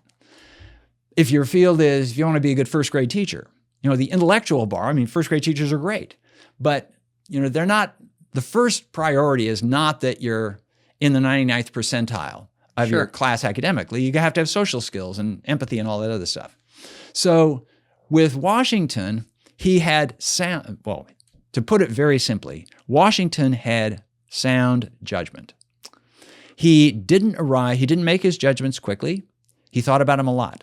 But once he made the judgments, when he came to a judgment on an individual, when he made a judgment on an issue or a cause, he stuck with it. And people knew what they were getting with Washington. Now, this came about in part because Washington was the person he was. Also because Washington was, and again, this is the kind of thing that could be open to misinterpretation of what I'm going to say. Washington was very concerned with his reputation. He wanted to be seen as a man who had a stellar reputation, a reputation as a man of honor, a man of principle. And one could interpret that as, well, he's more interested in the reputation than the reality. No, not at all. In fact, he lived at a time when the reputation emerged from the reality. And this has to do with Washington's upbringing, the time in which he lived. So he's a member of the Virginia gentry. And gentry means essentially a landed class of people who in America they're not titled, they're not inherited aristocrats, the way there were lords and dukes and so on in England. There were wealthy folks, and they had inherited land, but they didn't have titles in most occasions. There were the occasional earl of somebody who came over to America, but for the most part, that was not America. But it was this wealthy class. However, it was a class where the wealth was based on land, not like in Philadelphia or especially in Boston or New York, where it was based on commerce and money. And when you're based on commerce and money, there's effectively no ceiling to how much money you can have, how much money you can make, because you can always sell more product. You can always do this. And if you are a merchant, you tend to monetize things. Can that make me a profit if I sell it? And because business is often competitive, and humans to some degree are often competitive, the measure of one's stature in a place like Boston is, are you wealthier than John Hancock? No, John Hancock was wealthier than everybody else, so that's why he's number one there. Okay? That's not the case in a place like Virginia. It's just a different society. It's based on land. And whether somebody has 10,000 acres or 50,000 acres, that is hard to tell the difference between the two because their style of life isn't any different. So what mattered with the class of Virginians into which Washington was born, in which he made his way, was how were you viewed by your neighbors, your peers? And again, it's not a matter of peer judgment per se. It's a matter of what kind of man are you? Are you a man of honor? Are you a man that people admire? And the way you become a man that people admire is to do things that are admirable. So this is the standard that Washington sets for himself. We'll hold that in the background. And as a young man, he's trying to figure out what to make of himself. He was born into a somewhat wealthy family, but not the wealthiest family. He couldn't be idly rich for his whole life. He had to be doing something. He managed his farms, his plantation at Mount Vernon, into which he added greatly when he married this widow Daniel Custis, Martha Custis. She brought most of the property and wealth to the marriage. But he's doing something with himself, and he discovers something in himself at an early age. And this is something that is characteristic of many people who become military leaders, military heroes. He could function just as well or better when his life was in imminent moral danger as he could at other times. He was in his first military firefight at the beginning of what would become the French and Indian War. And he's leading a small group of British and Virginia soldiers into the disputed territory in what's now Western Pennsylvania and Ohio. And he was met by a group of French counterparts, and each side had its own Indian allies. And this firefight comes out, and Washington for the first time is shot at with the intent of somebody trying to kill him. And he doesn't get killed. But he writes a letter home to his brother, and he says, I've heard the bullets whistle past my ear, and I can tell you there's something charming in the sound. So he realizes when the bullets are flying, he was at his best. Now, I've seen this in other people who become really successful military leaders. Ulysses Grant had essentially the same experience. Robert E. Lee was the same way. These are people for whom they're at their best when everybody else is at their worst. Yes. And especially because we humans define ourselves, our communities, our relations with others in a way that often puts us at war. I mean, this is a question that I've considered for a long time. I put to my students, why are there so many wars? Most people don't like wars, but we're always going to war, not just us, but America and other people. Why do we do it? And part of it is that there is this group of people that are really good at it and who are at their best at it. I mean, Ulysses Grant might be the extreme example of this because he wasn't good at anything else before the Civil War. And then the Civil War comes, and all of a sudden he's really good at military command. And he rockets to the top and becomes the hero of the United States. Anyway, so Washington discovers this. There are a couple of other traits of personality and character in Washington that conduce to his becoming a soldier.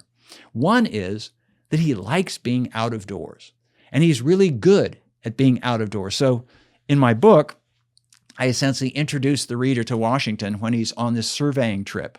He's a teenager, and his formal education was almost nothing, but he had tutoring that got him up to speed a little bit in enough mathematics and geometry so he could be a surveyor.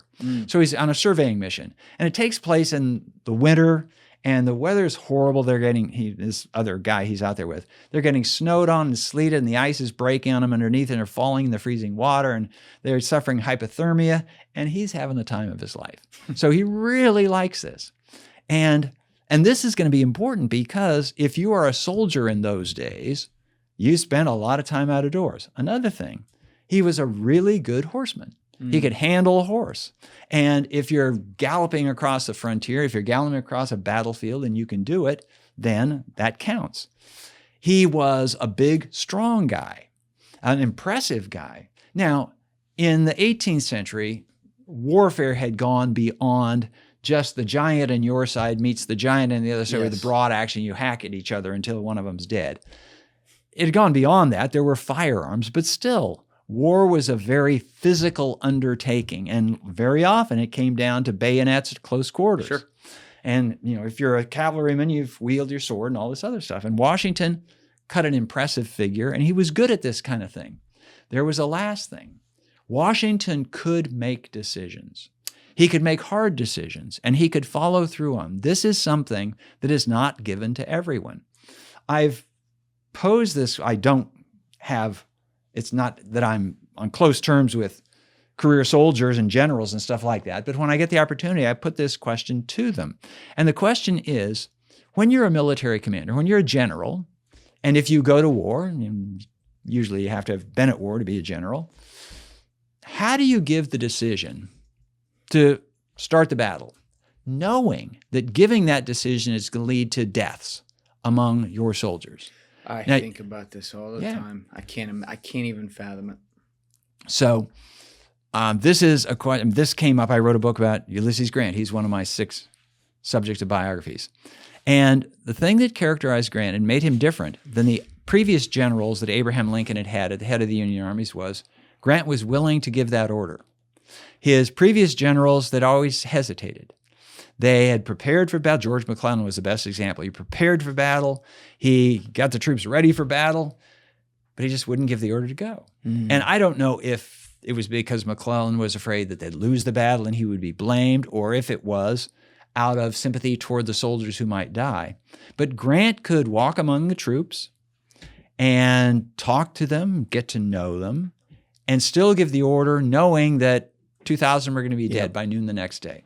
And I think, thankfully, that's not given to very many people to do it. Because if it were easy to do, then, my God, wars would be even worse than they are now. Because you ought to think very carefully about doing this. But I was talking earlier about, a pacifist not going to be elected president of the United States. Yeah. And it's a good thing a pacifist is not elected president of the United States. Now, one might think, well, take another president. Harry Truman's the best example. So Harry Truman gives the order to drop atom bombs on Japan at the end of World War II. And he knows that tens of thousands of people, civilians, non-combatants, are going to die as a result of this. Now, there are plenty of people who wish that Harry Truman had a bit more of a pacifist streak and said no. Sure. And there are various reasons for taking the position that that was a bad idea. On the other hand, if you volunteer for the job of the United States president, and you observe that in the world there are bad actors out there who, if they conclude that the United States is not going to respond with military force to anything they do, well, then they might take advantage of these people. It's like, you can even narrow it down.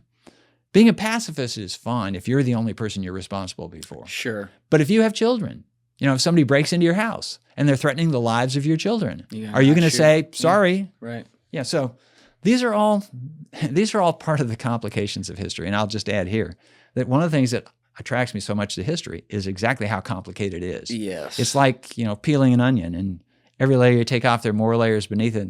And some people find that very frustrating because there's no right answer. But it's also, it makes it endlessly intriguing because it's about us, and we are this way. And that's the point. The human nature never changes.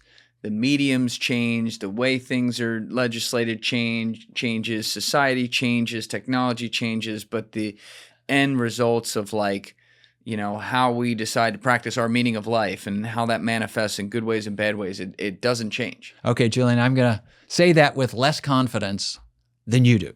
Okay. And here's why. Because one of the tasks of the historian, especially somebody who writes about figures that lived hundreds of years ago. When I was writing about Ronald Reagan, I never met Ronald Reagan personally, but I lived during much of the life that Ronald Reagan lived in. And so if Reagan did something that was anything akin to a similar situation I had been in, then I didn't have too much problem saying, well, okay, if I'd been in that position, I would have done this. So Reagan was likely motivated by the same sort of considerations. But when I was writing about Benjamin Franklin, living 250 years before I did, and he did certain things, I would say, so why did he do that? And I said, well, if I was in that position, I would have done that or I wouldn't have done that. And I figured, there is this thing called human nature. But a fundamental question for a historian is it stable? Is it constant over time? Or does it evolve the way lots of other things evolve? And I'll give you a specific example that specifically came up with me when I was writing about Franklin. Benjamin Franklin had 2 sons. The other one was William, we spoke of. The younger son was called Francis. In the household, he was Frankie. And Frankie died at the age of 4 of smallpox. And so Franklin lost his son at the age of 4.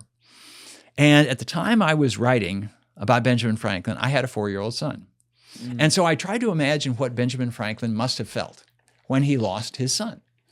And I thought, well, how would I have felt if I lost my son? And I know that I would have been devastated.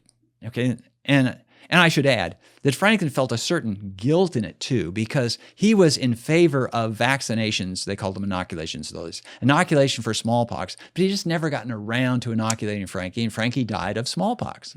So he felt badly about it. And so I could imagine, I mean, add on a little bit of sense of responsibility, of guilt for my son's death. You know, thankfully my son didn't die. He's alive and well.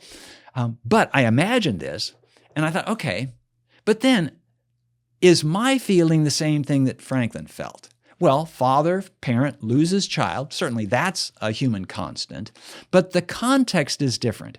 If I had lost my 4-year-old son in 1997, as far as I can think of, I would have been the only person of my peer group who would have lost a child. Understand. Because in the 1990s, 4-year-old kids don't drop dead. Expectations change. Precisely. In Franklin's day, every family had 4-year-old kids who had died. Okay.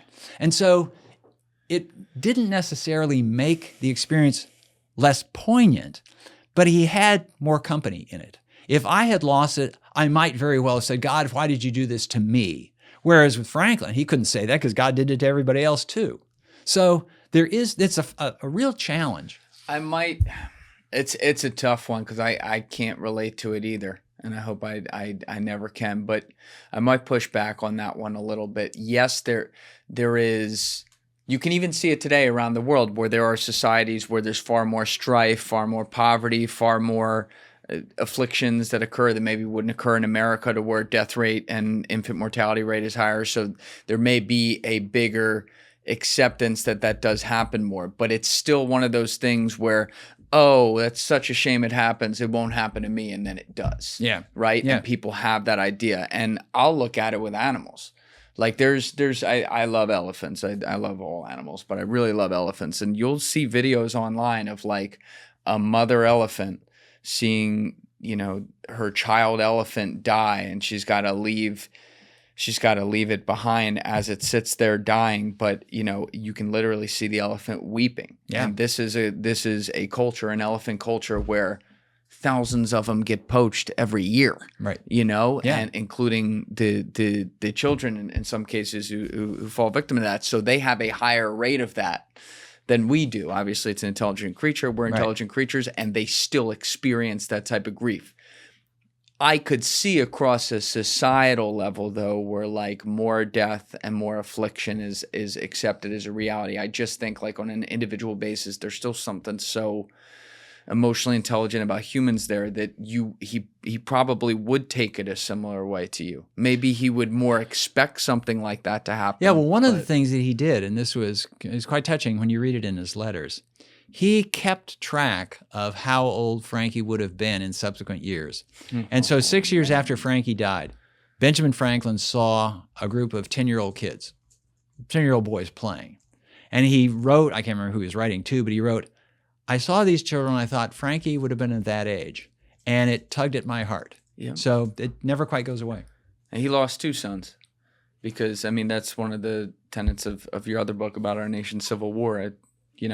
There was literally a civil war in the Franklin household that never got solved after that. Right. Yeah. Which is a real tragedy. Yeah. But, you talk about this decision of like generals sending men to go die. And I actually think it's really unique and maybe advantageous. I'm not sure if you would agree that you had a chance to write about all these other generals that came after Washington throughout your life, whether it's Grant, whether it's Eisenhower, all these other guys. And then you get to go back to the OG, the original, who had to send, the Continental Army men to die. But like, on Eisenhower for 1 second, he just stands out. There's a really poignant interview he gave that I'm quite certain you've seen. I don't know if we can pull it up, Deef, but if you type in Eisenhower 20th anniversary D-Day, Normandy. Have you seen this video? Yeah.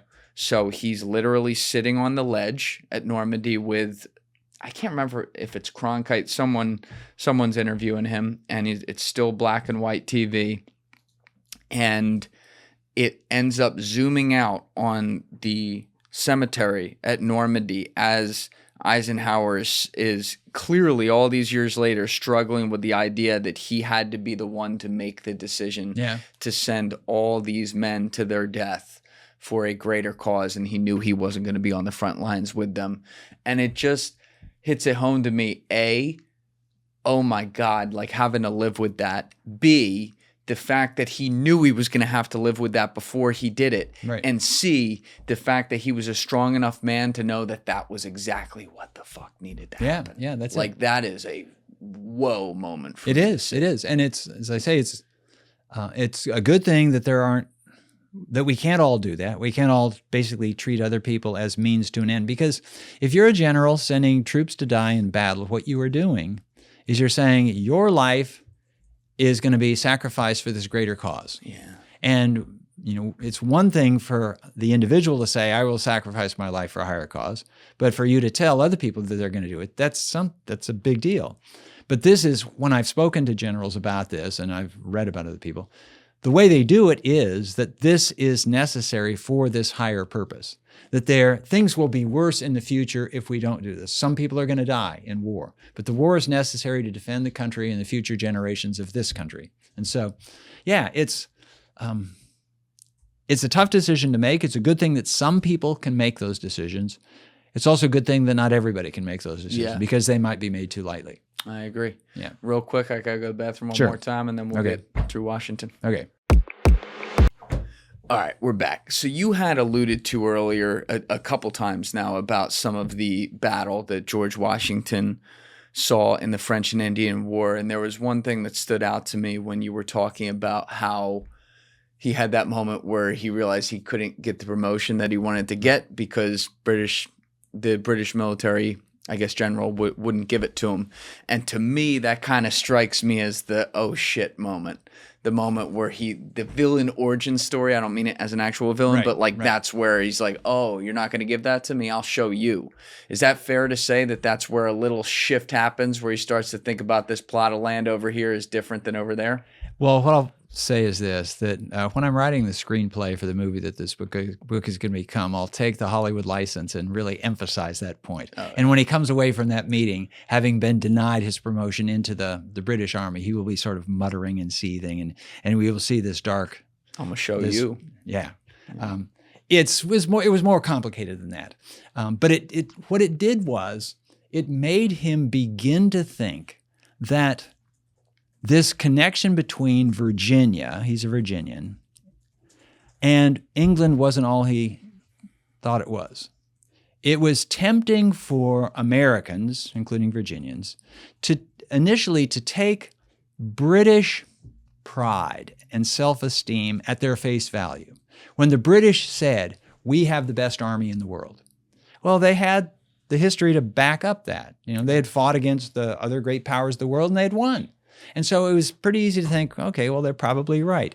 It's sort of like a baseball player who wants to get to the major leagues and assumes that the reason they're in the major leagues is because they're the best. And even if you might be really good in the farm leagues, even when you arrive there, you still have to, well, am I this good? Do I match up?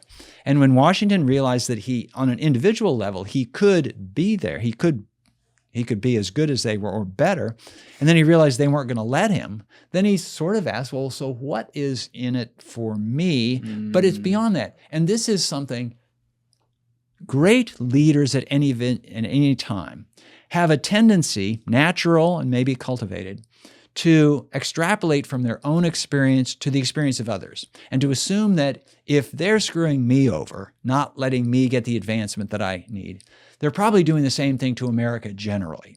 And it's just sort of natural in humans. Yes. We try to see where we fit, and we often take ourselves as an example of this larger thing. So this occurs in the 1750s. It's not until the 1770s that Washington or really anybody else is thinking, well, and now we have to break away from Britain and create a country of our own. But it gives him these doubts and these reasons, he thinks they're good reasons, for doubting the wisdom of British policy and British approach to things. One of the reasons that he wouldn't get the promotion is that the British Army had this habit of selling commissions in the Army. So this is why they made money.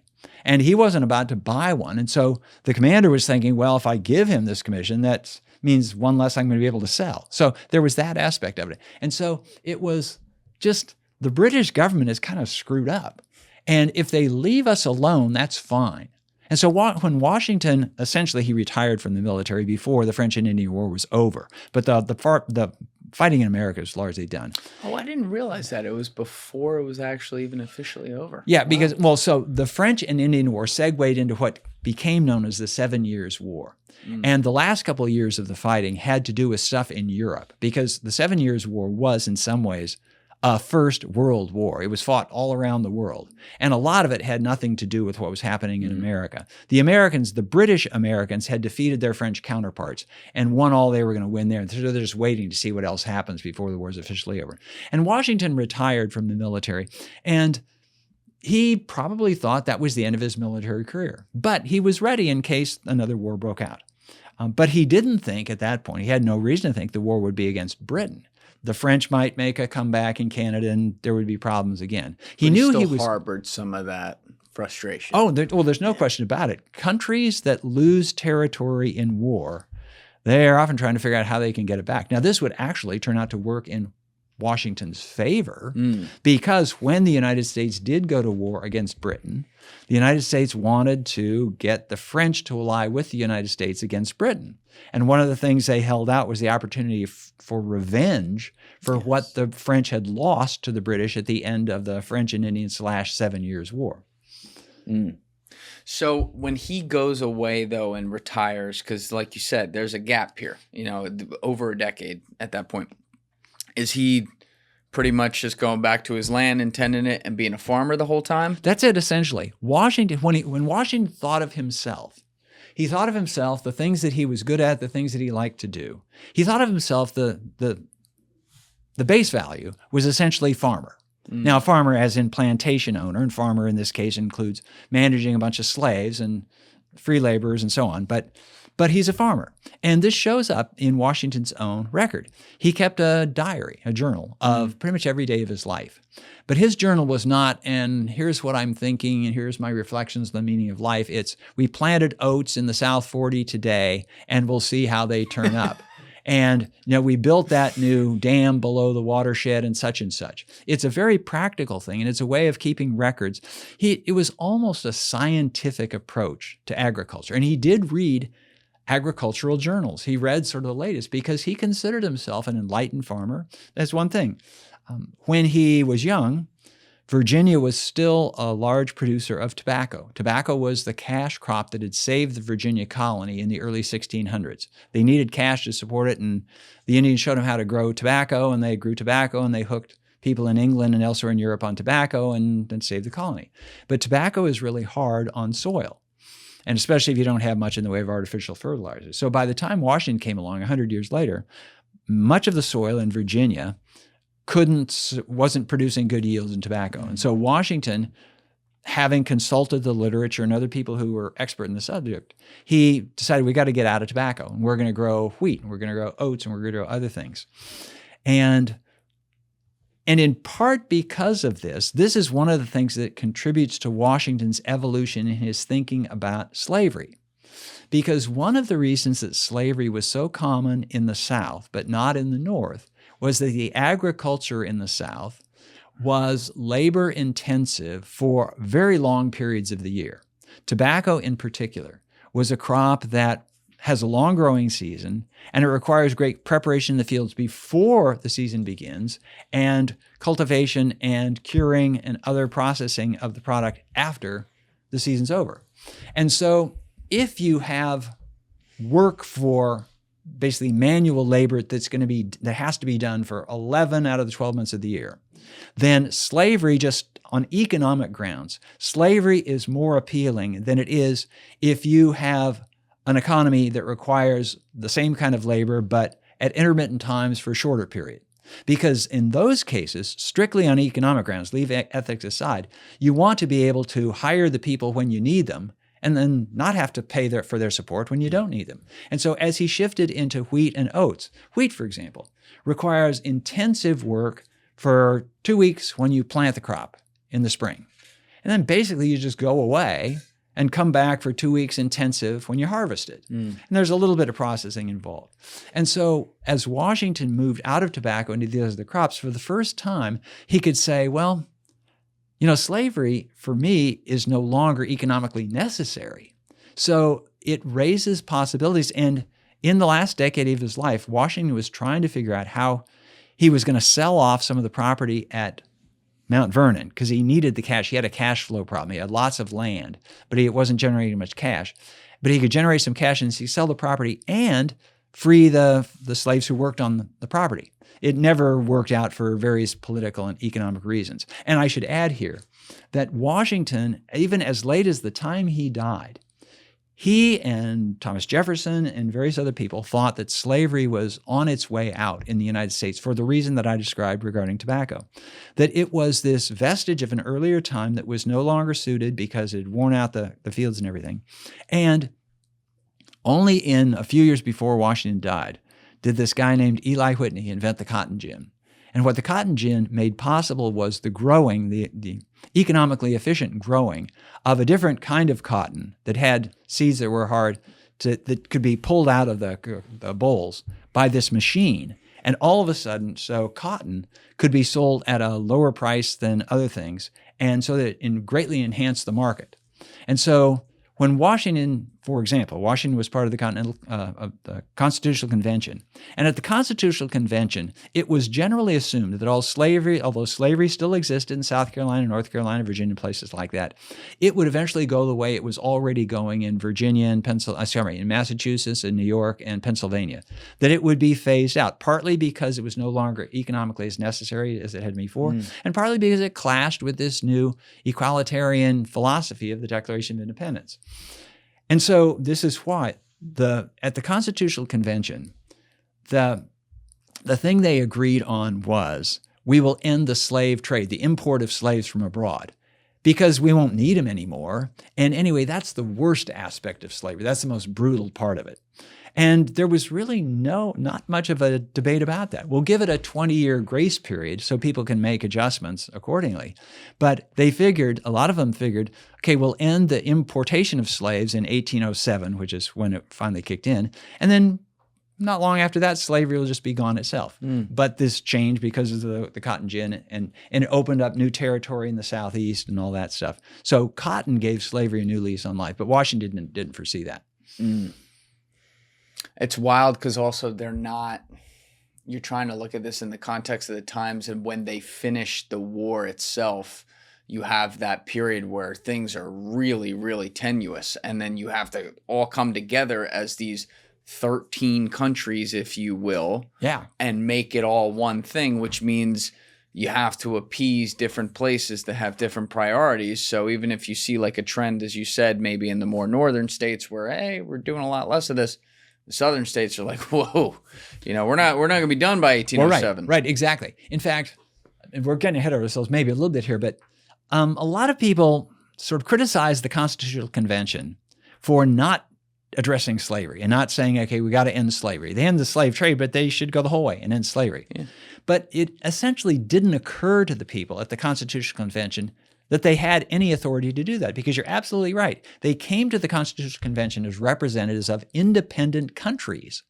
And people in Pennsylvania, people in Massachusetts didn't presume that they could tell South Carolina what to do. Right. On certain particular areas where there was this common interest, where they depend on each other, like trade, okay, national defense, those fell under the realm of common action. But on what were considered domestic issues, domestic policies, and domestic institutions, and slavery was considered that, then they had no authority whatsoever.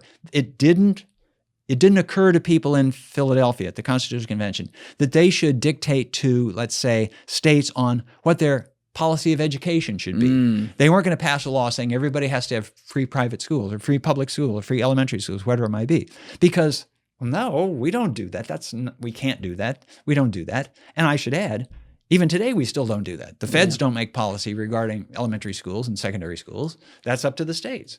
And so we have this federal system where we still do a lot of stuff state by state, even though there are people who say, well, wait, we ought to have a single policy. The problem there is, though, you got to agree on what the single policy is. That's right. So that's right.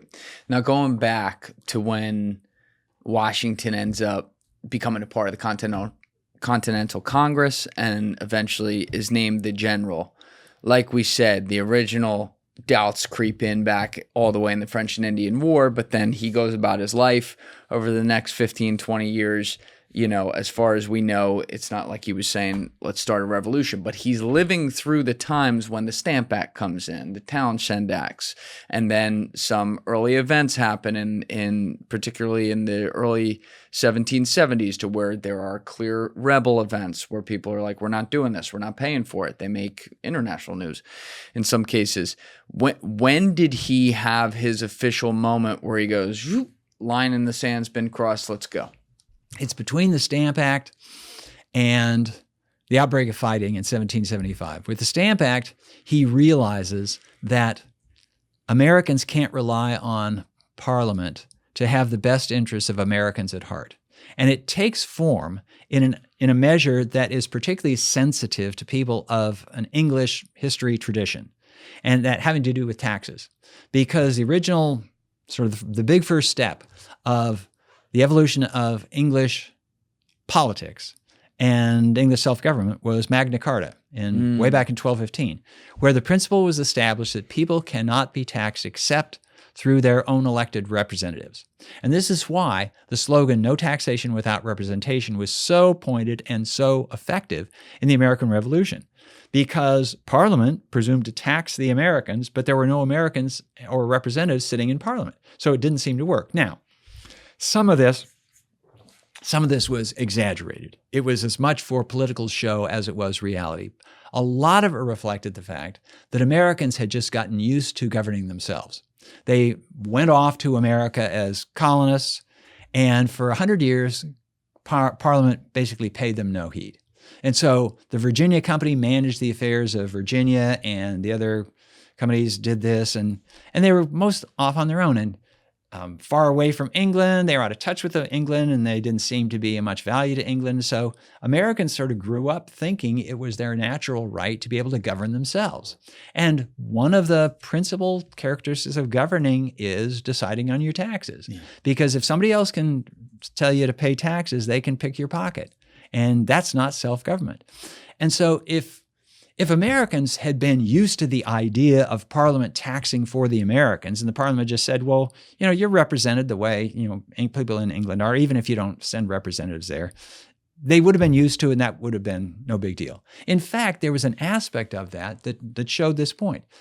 Parliament had been imposing taxes on imports to America, and Americans got used to it, and they didn't make a big deal of it. Mm-hmm. Oddly enough, they got upset when the tariff rate was lowered rather than being raised. And the reason they got upset was the lower tax rate made it more economical for importers to actually pay the tax and import the stuff legally than it was to smuggle it. And the smugglers got upset because they've been cut out of the business. Most American thing I've heard today. Exactly, yeah. And so some of it had to do with just tradition and habit. They're breaking this new rule. Some of it had to do with the fact that the stamp taxes were explicitly to pay off the war debt that was acquired during the French and Indian War. And the parliamentarians in London said, well, hey, the French and Indian War was to defend you guys. Right. And they said, well, wait a minute, we defended ourselves. We taxed ourselves to do that, and we fought and died for this behalf. We've paid our part. So don't make us do that. And then what happened is, what often happens, is people started standing on principle.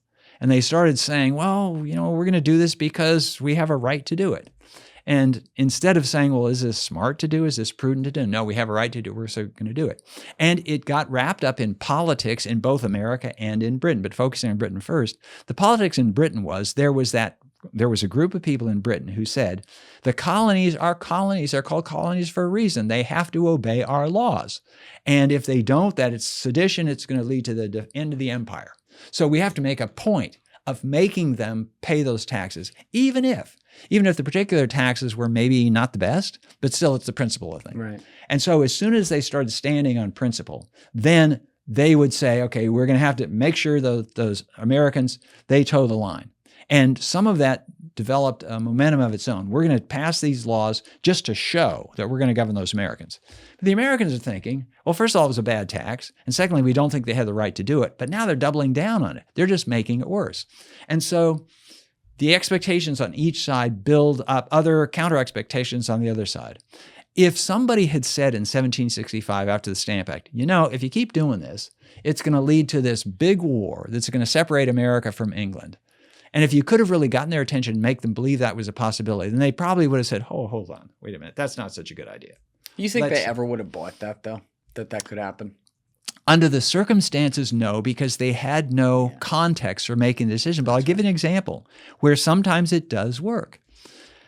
World War I and World War II broke out in part because the competing sides really didn't believe that the other side would follow through. And they tended to think they would win and they would come out of it ahead. There has been no World War III to date, in very large part because everybody knows a general war among countries with nuclear weapons is going to be far more costly than anybody can justify on a cost-benefit analysis.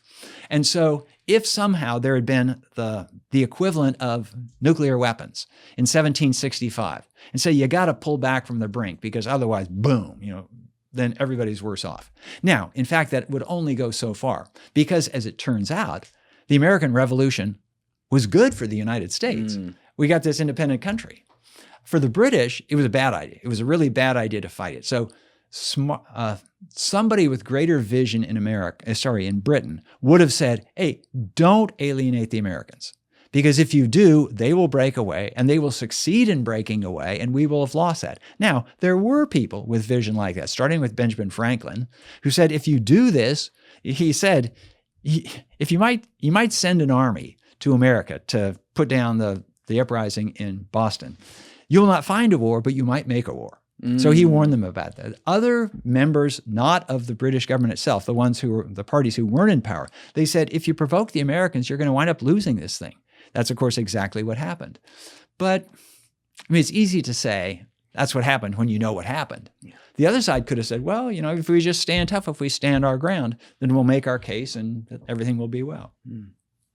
How did Washington, because we kind of take for granted all the guys that were on the Continental Congress, they all came from these different states, but they had to end up there to be the, I guess, elected leadership to go represent the state's interests. How did Washington end up in that role for Virginia? So when Washington was a member of what I've called the Virginia gentry, this class of landed people, they all believed, the men of the group, felt they had an obligation to the public interest. And this involved things like becoming a member of the House of Burgesses. And Washington was a member of the House of Burgesses. He was not interested in politics. He paid little attention when he was there. He never made any speeches. But he was one of the largest landowners, one of the most, and by virtue of that, one of the most important people in Virginia. So anybody who is saying, we want to show the British that Virginia is behind this measure, we got to get Washington into that Continental Congress, then they'll take us seriously. If we just get small landholders like Patrick Henry, a great speaker, but he's not a heavyweight. You need the people who represent the wealth of the place, who represent the principles of the place, who have the reputations that other people take seriously. And is part of that reputation also the fact that he was a serious military guy? Oh, no question about it. Yes. Yeah. So Washington was a Virginia military hero at that point. He was the finest soldier that Virginia had ever produced. Oh, wow. Yeah. So he was, at a very young age, he was in his early 20s, when he had command of Virginia's entire militia, the Virginia Army. He was the guy who ran it. And I was talking about this a little bit, but he had a gift for military command. And some of it was knowing the decisions to make. He had good judgment on military grounds. But he also had a way of getting people to do what he ordered them to do, but to get them to do it without feeling so much that they're not doing it because they're ordered to do it, because they don't want to disappoint him. And this really comes out with Washington. It's toward the end of his military career rather than at the beginning. But at the end of the Revolutionary War, Washington bids farewell to the officers who served under him in the Revolutionary War. It's important to remember that the Continental Army was not a big army, certainly by modern standards. So the officer class, you could all fit in a large room at the Francis Tavern in New York, which is where they had their going away party. And Washington knew them all by name, knew them all by biography and background. And he made a point. He called each one up one by one to shake his hand. In fact, they embraced. And he hadn't gotten through the first one when he himself was in tears. They were in tears because they realized, and this is very common when soldiers go off to fight a war. When they go off, when they're in it, when they come out, they realize this is the biggest deal of my whole life. Yes. There is never going to be a time when I will feel more alive because I'm more likely to die soon, when the stakes are greater than this. And a whole lot of this sometimes shows up as PTSD, but life after war is often hard to adjust to because it's so trivial compared to this kind of thing. And in Washington's case, these officers, they'd been this small body of men. They'd gotten to know each other. They had fought together. They had bled together. They had suffered together. They had lost comrades together. And so there's just the survival, the common survival. We survived this. We survived it. We were attached to the cause, but many of them were just personally attached to Washington. And that's what they called it, right? They called it the cause. You bet. The cause. The war. It wasn't called the American Revolution. Right. The cause. And the cause is of freedom. They're not, they don't say the cause of the United States. They don't say the cause of American patriot, the cause of freedom. And they thought they were in the vanguard, the cutting edge of human freedom, of human rights, because what they were attempting was something that had never been done, to create a new country based on a principle of equality and human freedom. Other countries had evolved out of earlier things, and they had vestiges of all that. But they were just this brand new thing. And so not only have they formed these personal connections during the war, and as personal each to each other, but especially to Washington. The critical moment in the war, Washington's critical victory in the war was not at Yorktown. That's a big deal. And that was kind of the decisive finally thing. But the most important victory was his victory at Valley Forge, which was not a battle at all. It was a struggle to hold the army together during this time of crisis. And Washington managed to do it. You asked me what was the secret of Washington's success. I can't say exactly what it was, but I can say what it did. It caused people to say, I'm not going to go home. I'm not going to mutiny because I will disappoint General Washington. And that effect that he had on people, a lot of it was that he himself had risked everything. Yeah. If America lost the war, the privates in the army, they're not going to get hanged for treason, but Washington would. Oh, yeah. If they lost the war, they would lose personal fortunes, but he had a much larger fortune to lose. He was the real high-profile guy. He was the one that the British were gunning for. And he never left them during the time of trial. I mentioned that he told Martha he was going to be home in a few months, but no, it took him 8 years to get home. That's because he didn't go home. He stayed with his troops. He could have other commanders in other armies. They often, when there wasn't any fighting, they'd go home for a while. No, he stuck with his troops. And so they believe, I should add here, Washington had no children, but his soldiers became his surrogate sons, and they looked on him that way. Wasn't he also the last guy when they crossed the East River to escape from the British in New York? He was the last boat, right? So precisely. Because to me, that was Dunkirk before Dunkirk, what they pulled off there. And as an example for a general, he was like, everyone is off, and then I'll leave. Yeah. And he was a general at a time when generals still took the field. Mm-hmm. And he wasn't at the front lines usually, but he galloped pretty near the front lines. Often nearly got killed. And so people saw that he had put in together a lot. So there's this personal connection. But the last thing is the people in the tavern in New York, when they're taking their leave of each other, the first thing is they realize they'll probably never see many of them again. They had this intense experience for 8 years, and then poof, it's gone. Mm-hmm. But they also, aside from just personal survival, they have done this thing of world historic importance. And they knew then that should America survive 250 years, we would still be talking about them, as indeed we are. They knew that. Yeah, because they had created this country based on this new principle. Even though they hadn't done the Constitution yet and all that, they were that confident. Well, no. What I'm saying is they didn't know that the country would survive until then, but they knew that if the country did survive that long, everybody would look back to this earlier time. Because if they had not won that war, if they had not accomplished their purpose, the country would have gone away just then. Yeah. This was, I think I've said, the most existential war in American history. Yes. If we lose it, there is no United States. It's gone out of existence. There are so many things I could go into with Washington, but we're coming up on the end here. Okay. First of all, I got to figure out when you're in New York next because we got to keep this going. But, first, people can go down in the link in the description and check out your latest book on Washington, American Patriarch, and check out the entire 42-book bibliography. I would highly recommend. But, HW, when you look at the context of the American Revolution, if there's one thing I want to make sure we get to before we close out today, it's the fact that this is one of the only revolutions in world history where it worked. Meaning not the fact that they overthrew the guard. We see that all the time. But the aftermath worked. They were able to organize and not make something worse than what it was, or create something that would eat itself alive right away. These were guys that found a way to be the anarchist revolutionaries one day and the next day create an established order. Not quite literally the next day, but you know what I mean. Yeah. What is it about this one in America as we're sitting here on the 250th anniversary of this great experiment? What is it about this one that truly made it work? Well, if I had a lot of time, I'd give you a full complicated answer. And it would reflect, among other things, that they had this large continent to expand into. And so when tensions arose, people could move west and take new territory and take all their aggressions out there. That's part of it. Of course, at the expense of the Aboriginal peoples living out there. That's part of it. A lot of it has to do with the fact that the losers in the American Revolution, on the American side, I wrote a book called Our First Civil War, and it focused on the loyalists as well as the patriots, the Americans who didn't want success. But when the war ended, the loyalists got to leave. They left with the British. They went to Canada, they went to Britain, they went to the West Indies, some went to Africa. And in places like France, the losers in the French Revolution didn't have anywhere to go.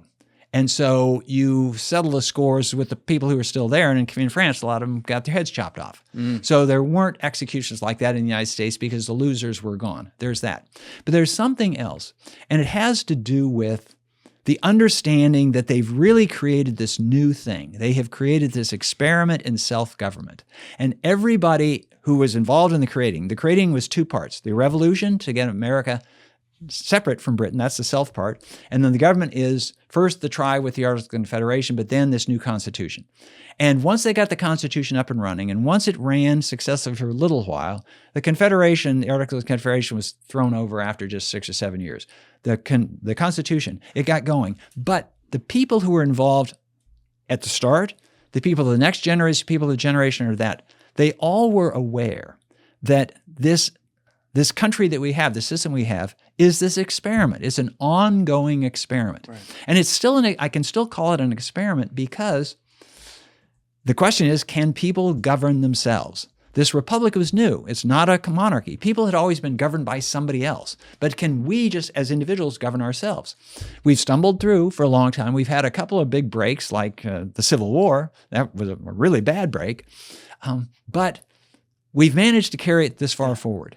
And it sometimes gets harder and harder the farther away from the founders we get, because the founders, they created and they knew how fragile this system was.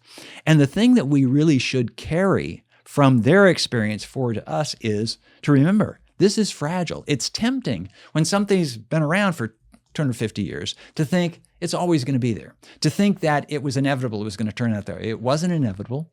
And each generation has to operate from the principle, okay, we are now part of this experiment.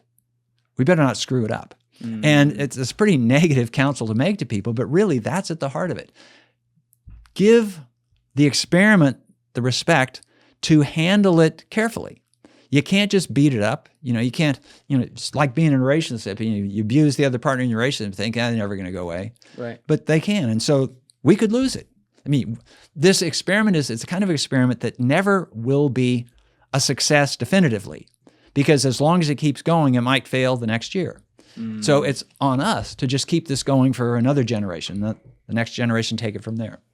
If I touch that one, we're going to be here for another 2 hours. So I can't touch that one right now. All right. But this has been a real honor to talk with you. You have, for my money, the most extensive background as an American historian of anyone alive right now. So I would love to see you get on every show and talk about this. And you were talking earlier about things changing from the written word to other mediums of people consuming information in the future. I think when you've done so much work to write down this history, now also being able to put it out there orally as well, whether it be on podcasts or other mediums like that, I think that would be incredible to look back on 100 years from now, 200 years from now. So thank you so much for making this a place where you do it. My pleasure. Thanks for having me on. All right. Pleasure meeting you. Thank you. Everybody else, you know what it is. Give it a thought. Get back to me. Peace. What's up, guys? Thanks so much for watching the video. If you have not subscribed, please hit that subscribe button before you leave, as well as leaving a like on the video. It's a huge, huge help. You can join my Patreon via the link in the description, and you can also join my clipping community via the Discord link down below. See you for the next episode.